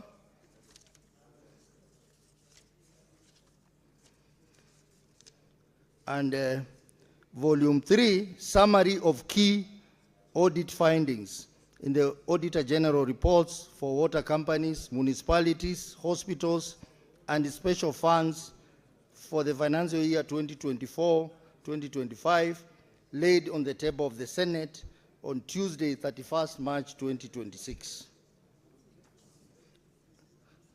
Madam Speaker, I will start by thanking the membership of my committee for the good work they have done. And I must thank the entire team composed of my Vice Chair, Eddie Okech, and the other members, Agnes Mutinda, William Kisang, Peris Tobiko, Senator Beth Siengo, Senator George Mbugwa, Senator Chimera, and Senator Hamida Kibwana. These senators have worked tirelessly. Madam Speaker, this afternoon, I am presenting to this House reports for over 500 entities in our counties. 500 entities for the financial year 2024-2025. And this report have been processed within a period of 2 months, Madam Speaker. So these members must be commended for the effort they have put in ensuring that these reports have been processed within the shortest time possible. I must also acknowledge that just like PAC, we had some difficulties with some governors appearing before us, but our situation was not as bad as PAC. But we have some counties that did not appear before us at all, but they managed to submit written submissions to this committee, which we have done reports for. We have some counties which did not submit anything and did not appear at all. Again, that information is contained in our reports, and those counties, just like PAC, we decided to adapt the audit report as it is. So, Madam Speaker, allow me now to go into the substance of the issues. Water companies. Water companies, nothing much has changed in water companies in our counties. The issues are still the same, just like the previous years, but of notable concern is the matter of long outstanding trade and other payables, which still continues to be one of the major issues in these companies. The matter of utilization of customer deposits, where these water companies have decided to utilize the funds which are supposed to be kept as contingency funds for customers. Most of the water companies have utilized these funds.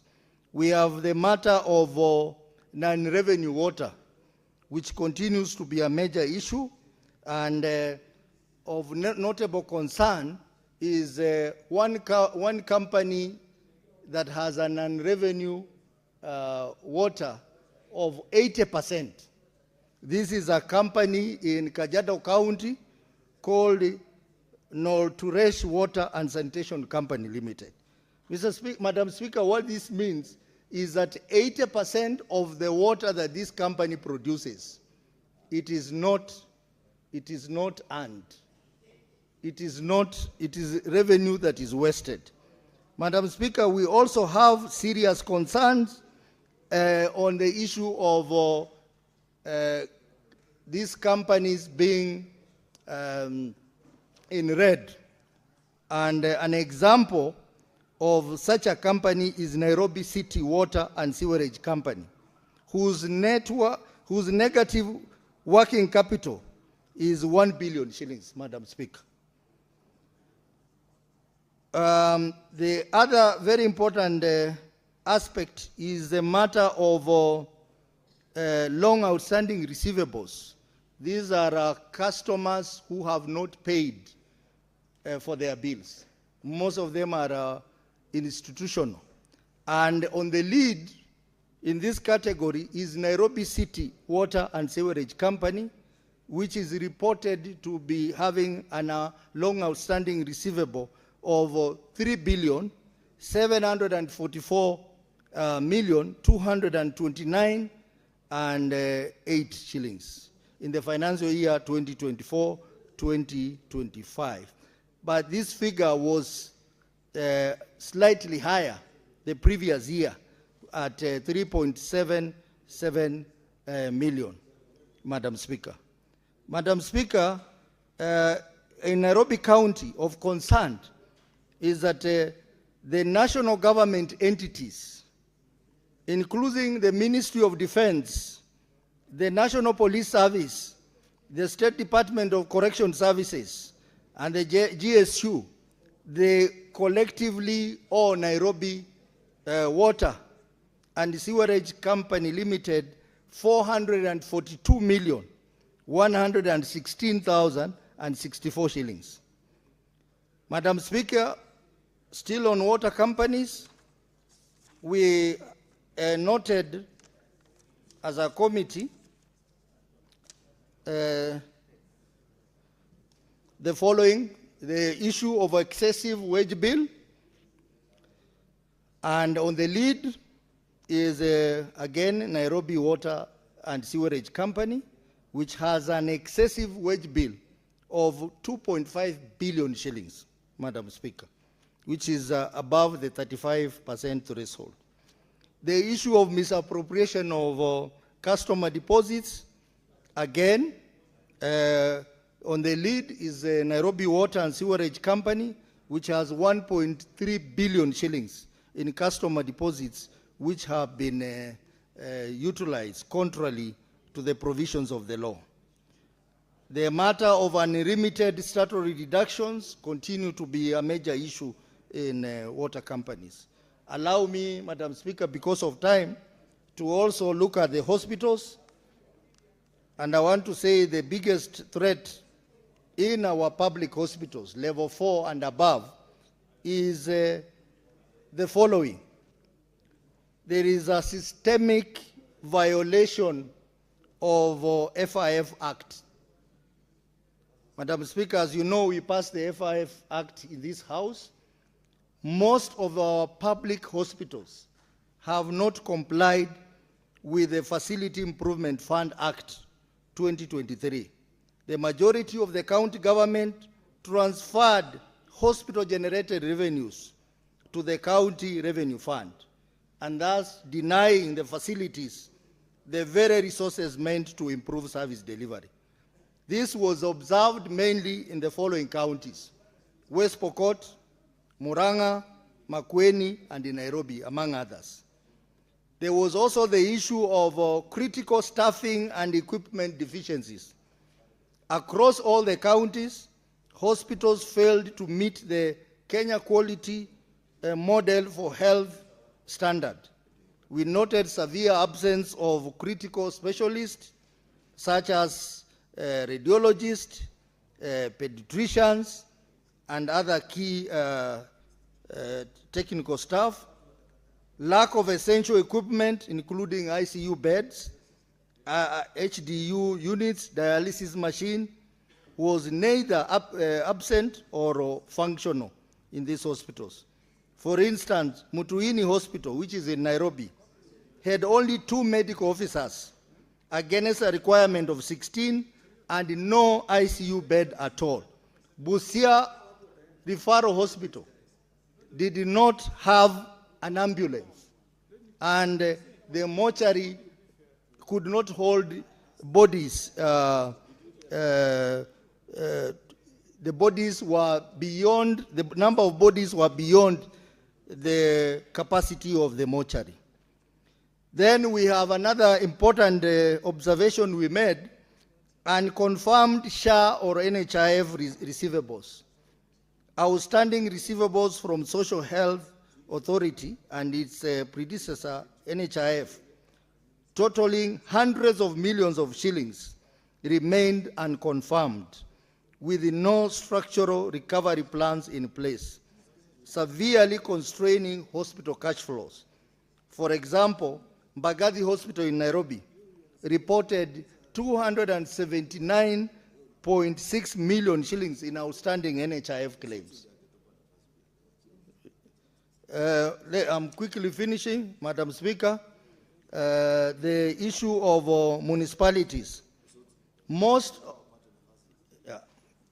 The municipalities in this country, Madam Speaker, do not have autonomy. The municipalities, the counties have not complied to the provisions of Urban Area and Cities Act that requires that municipalities be autonomous.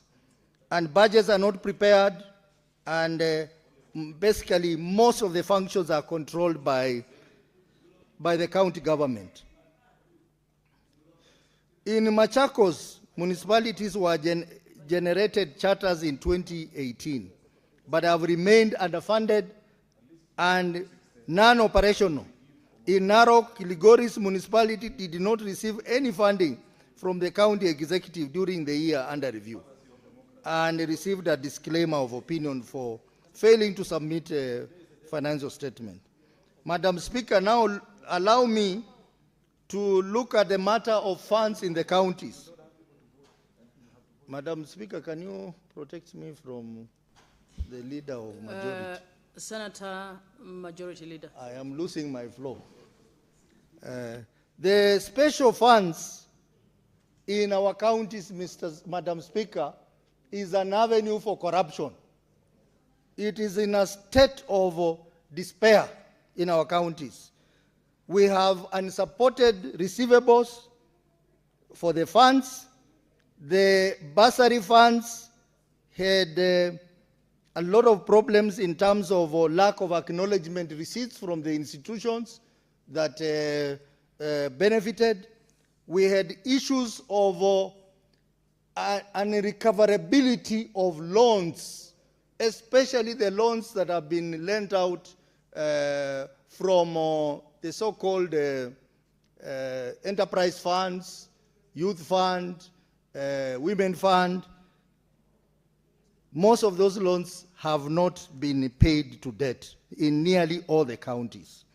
Severe underfunding. Most of the funds have now been used as sources of counties. Whenever they have problems with the disbursement of funds, they rush to county funds and they withdraw money from there irregularly without following the PFM. Non-compliance to the legal framework that exists on funds is another major problem. So, Madam Speaker, our recommendation is that the investment funds, enterprise funds, should all be abolished because they are sources of corruption, and recoverability of those loans is a major challenge. Madam Speaker, I would want members to contribute to these reports, and therefore at this point I would seize this opportunity so that we can allow honorable members to contribute to this very important report on our entities in counties. But generally, Madam Speaker, who is seconding? I want to recommend that the recommendations that are attached to this report, including action by EACC, should be taken seriously and that would be the next course of action after the adoption today. I want now to call upon Senator Eddie Okech, Vice Chair, to second.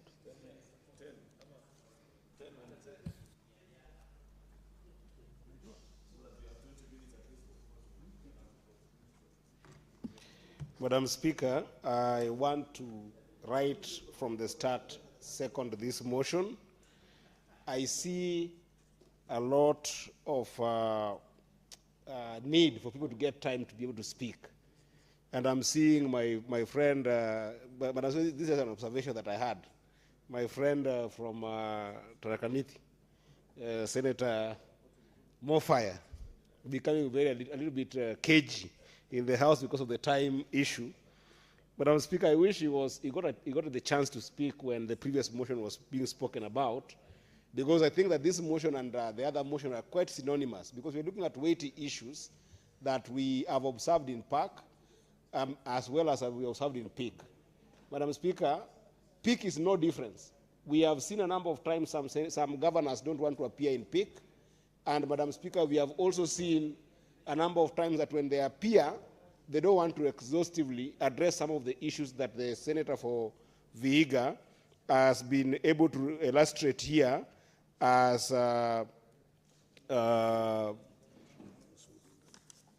you know, as an issue, Madam Speaker. So because the report itself is exhaustive, Madam Speaker, let me take this chance as I endorse this report to say, Madam Speaker, that this issue of non-appearance before CPIC is a serious issue. And Madam Speaker, the reason why I was trying to get the attention of my friend, Senator Gataya, is because in the words of the COG chair, when the COG chair made a number of pronouncements in media representing this jamboree of a corporate body called COG, which is nowhere in the Constitution, he said, and I quote, that they deserve respect, that they deserve some respect, they want to be addressed by some serious respect as members of the COG, as governors, as excellencies. They want serious excellency addresses. But Madam Speaker, what I've observed in PIC in the course of this report is that it's not us that they want respect from. It is their own documents that do not have respect. For people who have been in PAC and PIC, some of the responses by these governors to these committees, Madam Speaker, don't deserve any respect. If you look at, for instance, Tarakaniti, where my friend Gataya comes from, a report appeared before us and a report appeared before PAC that the governor himself was so embarrassed at the extent in which those reports were not addressing the issues that were brought, some of them one-liners, on serious financial variances that have been brought before the Senate by Auditor General, but they are one-liners, as simple line as the management agrees with the report said. So what if you agree that there are serious variances of about 8 million that has been lost? What are you telling the Senate? Your own document does not deserve the report, Madam Speaker, that you have put before the Senate, and you expect the senators to respect you. We had a case also in the same committee where the governor of Embu appeared before us and appeared before PAC. And there was a question, Madam Speaker, of why is it that you have taken 10 million and taken this 10 million to go and do with it some border engagement program. But Madam Speaker, imagine a governor responded to a committee of the Senate and said that the 10 million is money for the county, we took it for that program, and we will return it anyway with other means.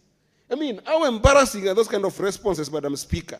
We had a case, in example, Madam Speaker, where in Nyamira, in the course of this document that you are seeing here that we have shared with you in PAC, this I wish that the Senator of Nyamira would take note, because we had a case, Madam Speaker, where the governor of Nyamira appeared before this committee on the reports that you are seeing there, and the water company, the prime water company of Nyamira, Madam Speaker, the entire budget for the whole year of 32 million. You go to the budget item, recurrent budget as well as capital budget of the county, And in every single part of that budget, the governor and the executive have indicated that the money was spent on visibility study. Madam Speaker, how do you say that you have spent the entire 32 million budget of that particular farm entity of the county on feasibility study, that you are waking up on Monday, you are doing feasibility study on how this company is going to run. You are waking up on Tuesday, you are doing feasibility study on how this company is going to run. You are waking up on Wednesday, all the way until January ends, February ends, all the way to December. Nyamira County, the cornerstone water providing company, WSP of Nyamira County, is doing feasibility study. In the course of doing that feasibility study, they are not paying workers in that company. How do you want to earn my respect? How will you earn the respect of the Senate? Madam Speaker, in this same report, if you look at them keenly, Migori County, where I come from, Madam Speaker, we look at the cornerstone water service provider in Migori County, brought before us. It is in your report there if you get a chance to read it, Madam Speaker. For 2 years, the entire staffers of that particular entity have not been paid their salaries. Their statutory deduction have not been paid. There is no any remuneration that has been paid. There is no even domestic and subsistence travel paid to any staff member for 2 good years. Yet when they appear before us, Madam Speaker, you are told that in Migori County, those staffers of the main water service provider in Migori County, no staff is complaining. None. 25 million per year, not paid to any staff, but none of them is complaining. If you are to do deductive reasoning on that kind of report, it means that if those people are comfortable, there is a way that the governor is sustaining them. Most likely, the water is being sold in Migori County, and after being sold, there is no billing that is going on. That no matter the non-revenue water of that particular entity is skyrocketing to over 50% because money is being pocketed from the water company. And you see this, Madam Speaker, in a number of indices, in a number of companies, in a number of reports, even for the FIF, Madam Speaker. You are told a case in example, again in Migori County, you find that FIF is not being implemented to the extent that 42 million has been removed from the cornerstone hospital back to CRF, and you cannot be able to account for it in Migori County, Madam Speaker. These are responses that we have read in CPIC that makes me wonder, why then would governors demand respect? Demand to be addressed with respect from the chair of PAC, Senator Kajwang. Demand to be addressed by respect from the chair of PIC, Senator Osotsi. We don't create respect. You earn it by responding to the Auditor General's report, one, by your presence. Number two, by the depth of the responses they give to the Auditor General report that the senators are reviewing. Very quickly, Madam Speaker, because of time, I want to give my colleagues also time to speak.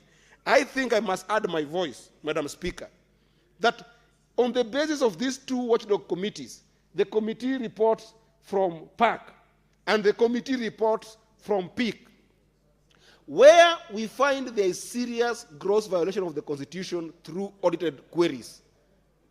Madam Speaker, where we find that there is adverse mentions of these governors wasting money, I want to urge this House, and I hope Senator Cheriot will listen as the majority of this House.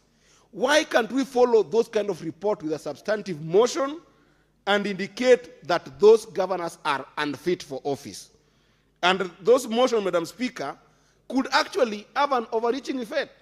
Because I know we are throwing our hands and saying, oh, let us recommend this thing to EACC, they will take their role. But we are a house of record, Madam Speaker. A motion established in this House declaring those governors unfit for office, therefore need to be removed, is a substantive motion, Madam Speaker. It is a motion that could lead, if not for MCAs who are courageous to take upon themselves the responsibility of impeaching those governors, it could also help that in the next coming election, such document can be used by EACC to get those people out of office, Madam Speaker, so that they can be able to stop plumbering resources. They can be able to stop embezzling resources, Madam Speaker. I also want to recommend very quickly, under 1 minute, that because I have seen a number of these counties, Madam Speaker, and I'll table a part of the report here from myself, Madam Speaker, so that you can see a number of counties that have just refused to appear, even in CPIC. It's not only a problem in PIC. We have got a number of, yes, I do have a number of counties here that just refused to appear. Tana River County executive did not appear before PIC, before PIC, for some excuses. Some have just appeared once, and I can mention them very quickly, and then refused to appear on a number of reports that we have put here. But some appear, and should I name them? Do I have the time? Very quickly, Madam Speaker, there are a number of them here. I'll just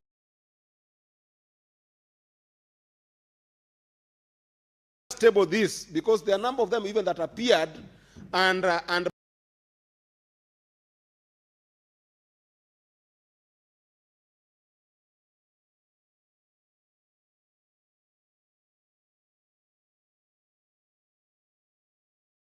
Madam Speaker, they did not respond at all to some questions. A case in example is Samburu, appeared with both diverse and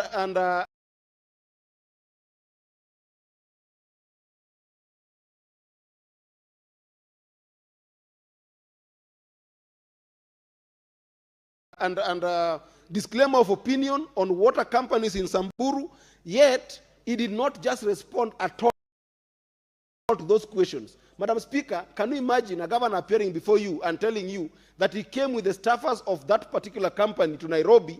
Upon reaching Nairobi, they disappeared on him. Their phones are off. He's calling the MD of the water company, is off. He's calling the staffers, they are off. Madam Speaker, it's a big joke. We must be able to handle these governors with the same kind of rude attitude towards the people of Kenya that they are handling them, Madam Speaker. Lastly, Madam Speaker, the very last one. It is important to mention that in our committee in CPIC, we always have EACC sitting among ourselves. But I wanted to urge this House to make a resolution that we also need to have ODPP and we have to have DCI sitting there where EACC is not taking action on these people, Madam Speaker. It goes without saying that ODPP can take action so that we can have a multi-stakeholder approach to this vice of corruption that governors are taking. If OPP want to take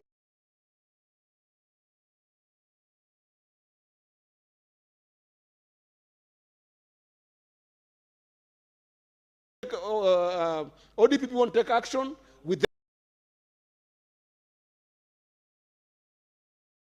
then recommend to DCI. If DCI won't take action, we recommend to EACC. Where all of them have failed, let's come and do a substantive motion in this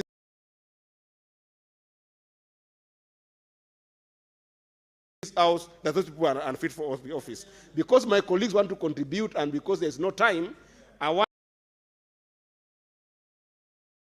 to say that I totally second this motion, and I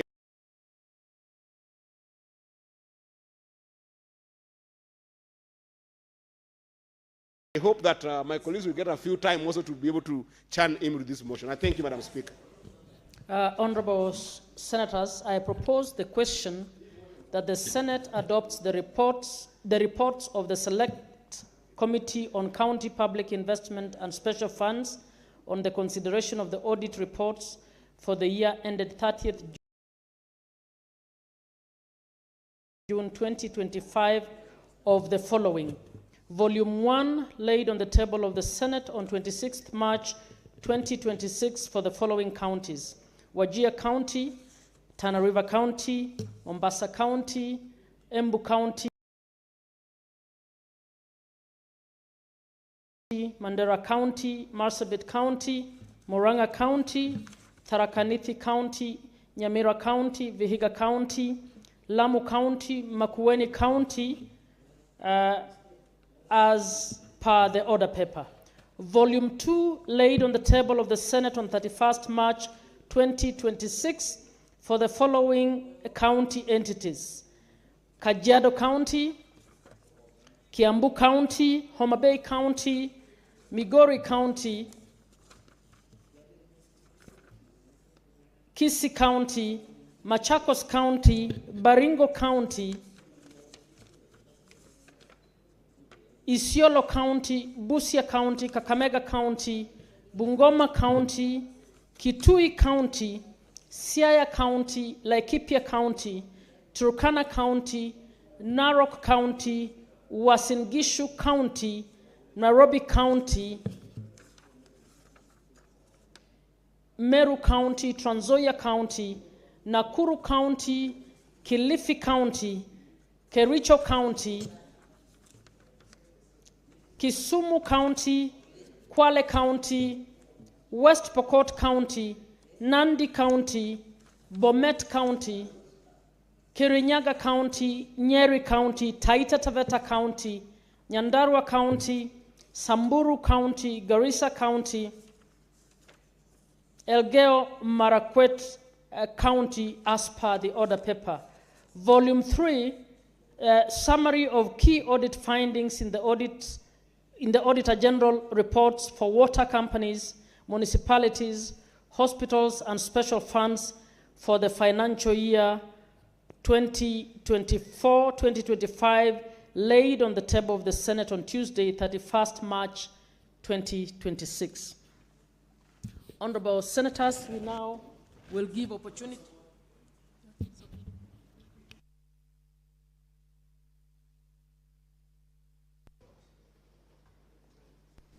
Yes, ML. Good.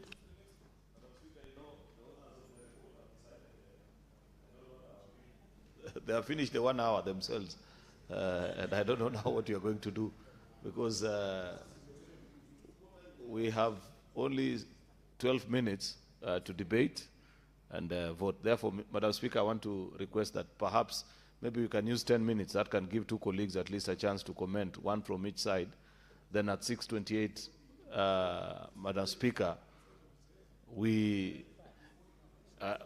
Madam Speaker, maybe I think Senator Mugeni has changed his mind. Initially, he wanted a chance to speak, but then you're saying Madam Speaker, therefore I request that we limit time up to 6:25. Then the mover be called to reply so that we can commence voting. Honorable Senators, I suggest that we give 3 senators to speak for 2 minutes each. Senator Dulo. Senator Dulo. I have a lot to talk about Isiolo. Give me 5 minutes. Okay, Senator. Madam Speaker. What is your point of order, Senator Mogeni?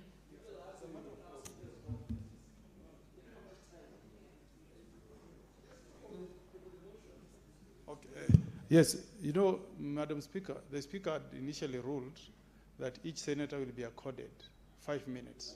And that was through a motion that was moved by majority.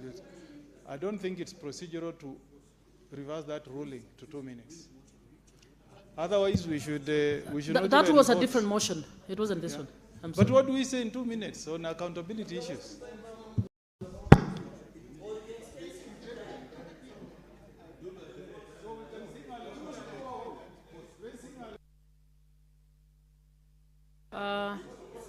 You want to proceed to vote? Honorable Senator Dulo, can you do it in 2 minutes, or you want to give up your opportunity? 2 minutes, what can I talk about? Madam Speaker, it's really very unfair that we have a lot of challenges as far as oversight is concerned, and you are given 2 minutes to talk about all those problems. Does it really make sense?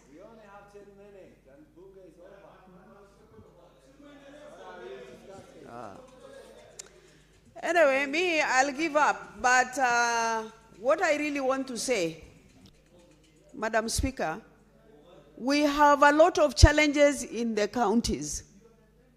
And if I may speak to Isiolo County, there is nothing functioning as far as service delivery is concerned. Not health, not education, not roads, not water, not revenue, Nothing is working. Can you imagine, Madam Speaker? There are youths who are sent to the ground, to the markets. Do you want employment? Employment letters are given to individuals without due process. Madam Speaker, which country are we living in? How do we actually handle this issue of accountability? We're just here making noise, but at the end of the day, this institution is toothless. Madam Speaker. No, there is no point of order. Madam Speaker, I am saying and I'm telling you the facts that are very open in black and white. Madam Speaker, if we are serious about oversight, after this report is tabled, can we summon EACC? Can we summon DPP? Can we summon DCI to hold them accountable in implementation of this report? I thank you. Senator Thangwa.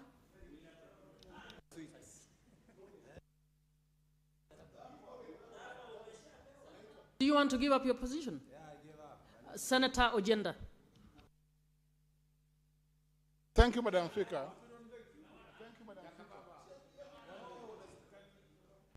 Thank you, Madam Speaker. Madam Speaker, I have been Vice Chair of the County Public Investment Committee, and there are various issues, Madam Speaker, that have been raised in the report. Of concern, Madam Speaker, is the expiry of various legislative instruments that have created some of the entities that administer funds in several counties that need to be regularized, Madam Speaker. Madam Speaker, secondly, is the high non-revenue water in many counties, including my county, Kisumu County, Madam Speaker. And it is high time, Madam Speaker, that counties work towards ensuring that, one, they create a modern system of water transmission to the residents, Madam Speaker. Number two, that they ensure that they reduce their non-revenue water to at least, Madam Speaker, levels of less than 50%, at least, Madam Speaker, to a maximum of 25%, so that we do not have water lost when the same useful resource, Madam Speaker, should be serving the deserving people of these counties. Madam Speaker, on the running of hospitals, I have noted, Madam Speaker, that most hospitals, Madam Speaker, have issues around the banking of funds or the charges that they receive in those hospitals, Madam Speaker, and some of them, Madam Speaker, there are recommendations about the CRF and the way these hospitals should run, Madam Speaker. Madam Speaker, it is important to note that all these findings that have been made by the County Public Investment Committee should be aligned to ensure that these entities, that the hospitals, that the funds, Madam Speaker, deliver to the people. Senator Mogeni. Yes, Mr. Speaker. First, Mr. Speaker, what this House has made us go through, this governance. It's Madam Speaker. Madam it's Speaker, 2 minutes. what we have gone through, Madam Speaker, should provoke us to amend the Powers and Privileges Act to copy what happens in other Commonwealth countries. Mr. Speaker, in Australia, under Section 7, subsection 1 of the Parliamentary Privileges Act, Parliament has been given powers to impose a penalty of imprisonment for a period of 6 months for anybody who defies Parliament. And that's what we should do, Mr. Speaker. Now, going back to the audit report, Madam Speaker, I'm saddened that I've been given 2 minutes to bring to the fore the kind of theft and plundering of public resources that is happening in the county government of Nyamira. Madam Speaker, imagine a governor who collects 606 million shillings from hospitals, but only accounts for 549 million shillings, but disappears with a total 57,528 million money collected from patients in Nyamira, Madam Speaker. We're speaking about a governor, Mr. Speaker, who the audit report has revealed has made duplicate payments of 8,719 million shillings, irregularly and procedurally, Madam Speaker, We are talking about, Madam Speaker, a governor who has paid money to various hospital facilities in Nyamira, Madam Speaker, including Nyamwetreko, Nyandoche 2, Nyaigesa, and we cannot see any evidence of this money having been expended on the ground, Madam Speaker. You have heard what CPIC has told us, Madam Speaker, that 32 million shillings. The time is up. Mover to reply. Madam Speaker, because of time, I reply.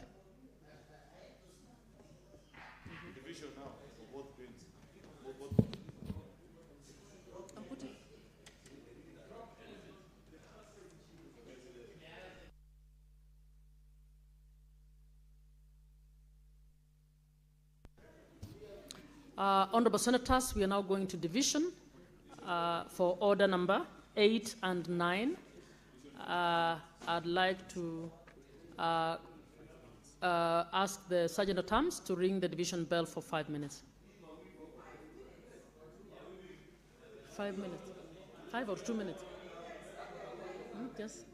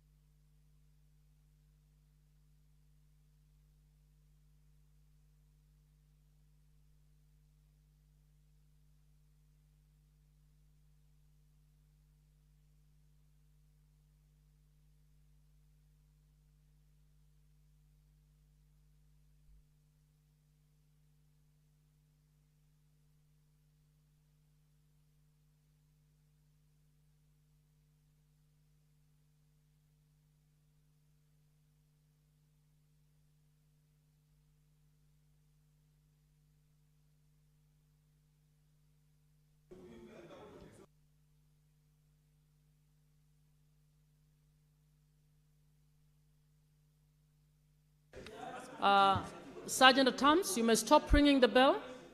Please close the doors and draw the bar. Honorable Senators, please take your seats. Honorable Senators, please take your seats.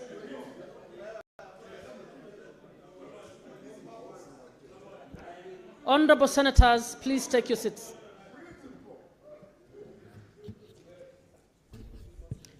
Honorable Senators, pursuant to Standing Order 84-1, I wish to make the determination that this matter affects counties, so the voting will be by delegation. Honorable Senators, I put the question that the Senate adopts the report of the County Public Accounts Committee on the consideration of the reports of the Auditor General on the financial statements of the year ended 30th June 2025, including Volume 1, laid on the table of the Senate on Thursday, 26th March 2026, for the following county executives: Vihiga, Kitui, Bungoma, Embu, Nyandarua, Mandera, Laikipia, Kwale, Meru, Bomet, West Pokot, Nyeri, Trans Nzoia, Elgeyo Marakwet, Narok, and Machakos. B, Volume 2, laid on the table of the Senate on Tuesday, 31st March 2026, for the following county assemblies: Marsabit, Wajir, Meru, Siaya,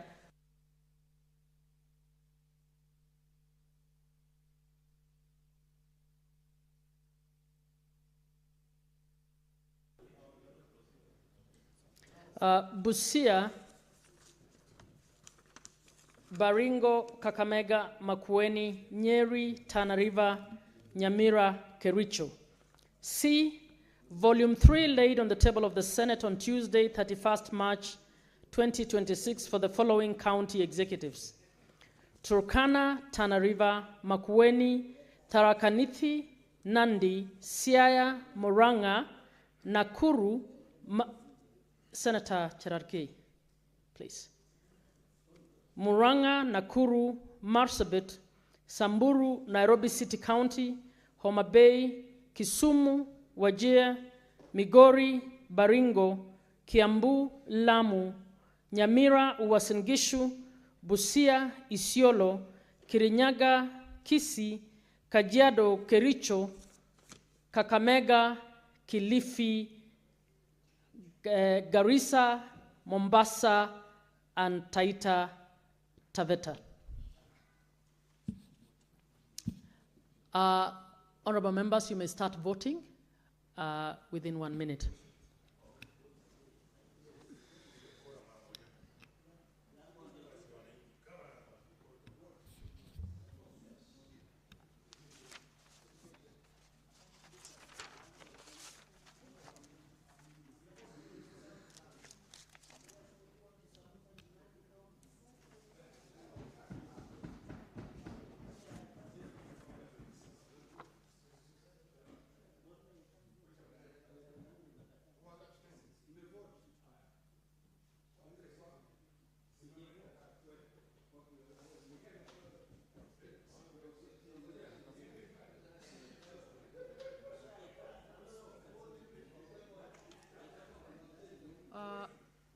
Clerk, can you assist Senator?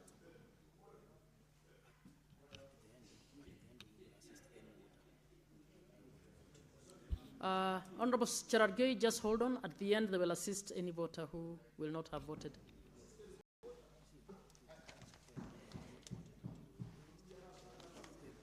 Apparently, we cannot tell if you've not voted until the end.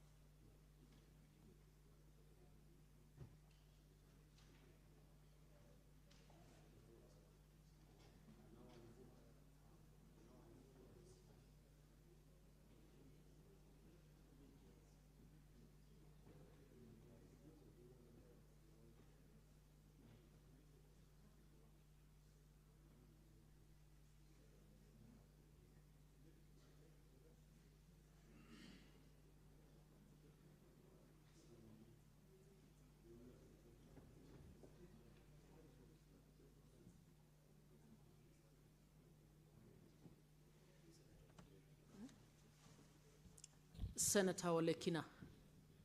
Please approach the table.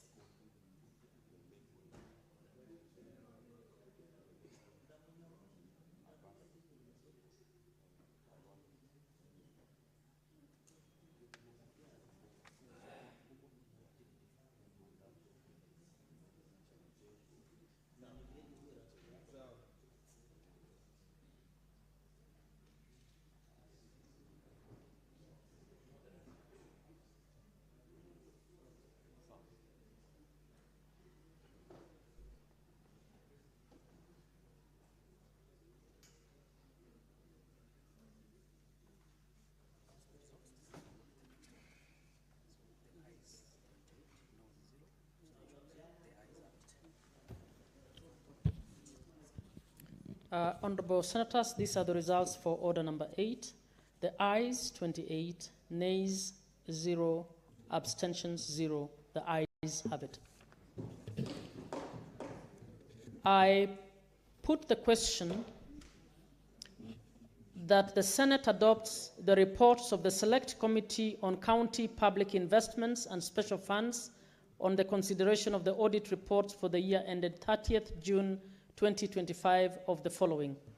Volume 1, laid on the table of the Senate on 26th March 2026 for the following county entities: Wajir County, Tana River County, Mombasa County, Embu County, Mandera County, Marsabit County, Murang'a County, Tharaka Nithi County,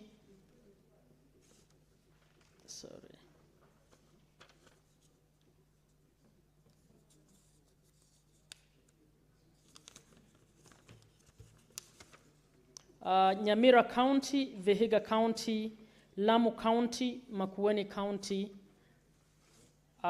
Volume 2, laid on the table of the Senate on 31st March 2026 for the following county entities: Kajiado County, Kiambu County, Homa Bay County, Migori County,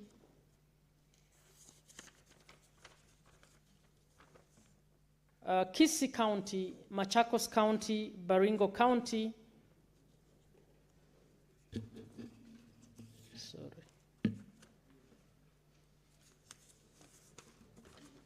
Isiolo County, Busia County, Kakamega County, Bungoma County, Kitui County, Siaya County,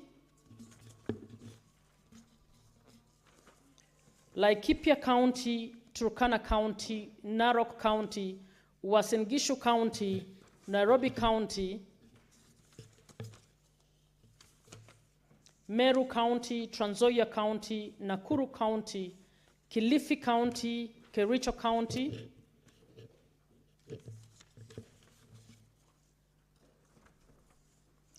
Kisumu County, Kwale County, West Pokot County, Nandi County, Bomet County, Nyeri County, Taita Taveta County, Nyandarua County, Samburu County, Garissa County, Elgeyo Marakwet County, and Kirinyaga County, all as per the order paper. Volume 3, the summary of key audit findings in the Auditor General reports for water companies, municipalities, hospitals, and special funds for the financial year 2024-2025, laid on the table of the Senate on Tuesday, 31st March 2026. You may now vote.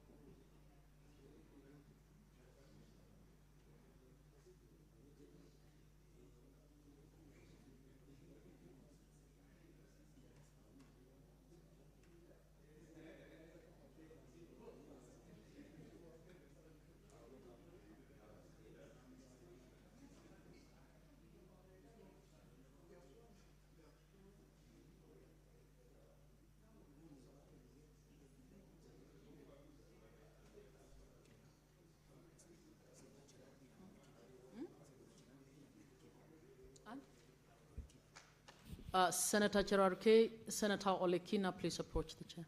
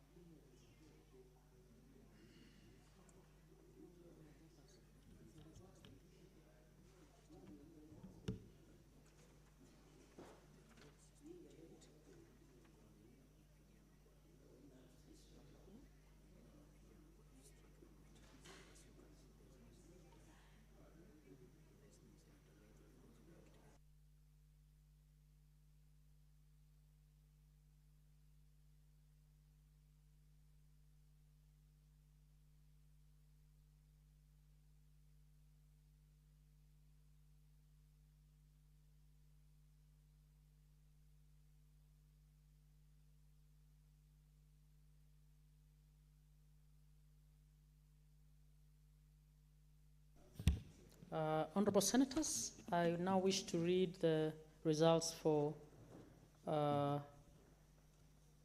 the order number 9. The ayes 28, nays 0, abstentions 0. The ayes have it.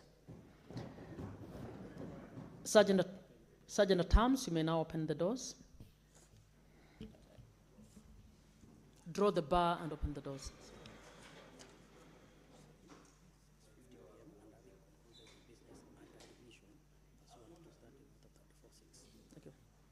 Honorable Senator, you may stand now, Honorable Senators. Honorable Senators, it's now 6:50. Senator ML. Honorable Senators, it's now 6:50 p.m. and having concluded the business under division pursuant to Standing Order 34-6, the Senate stands adjourned until tomorrow, Wednesday, 1st April 2026 at 9:30 a.m.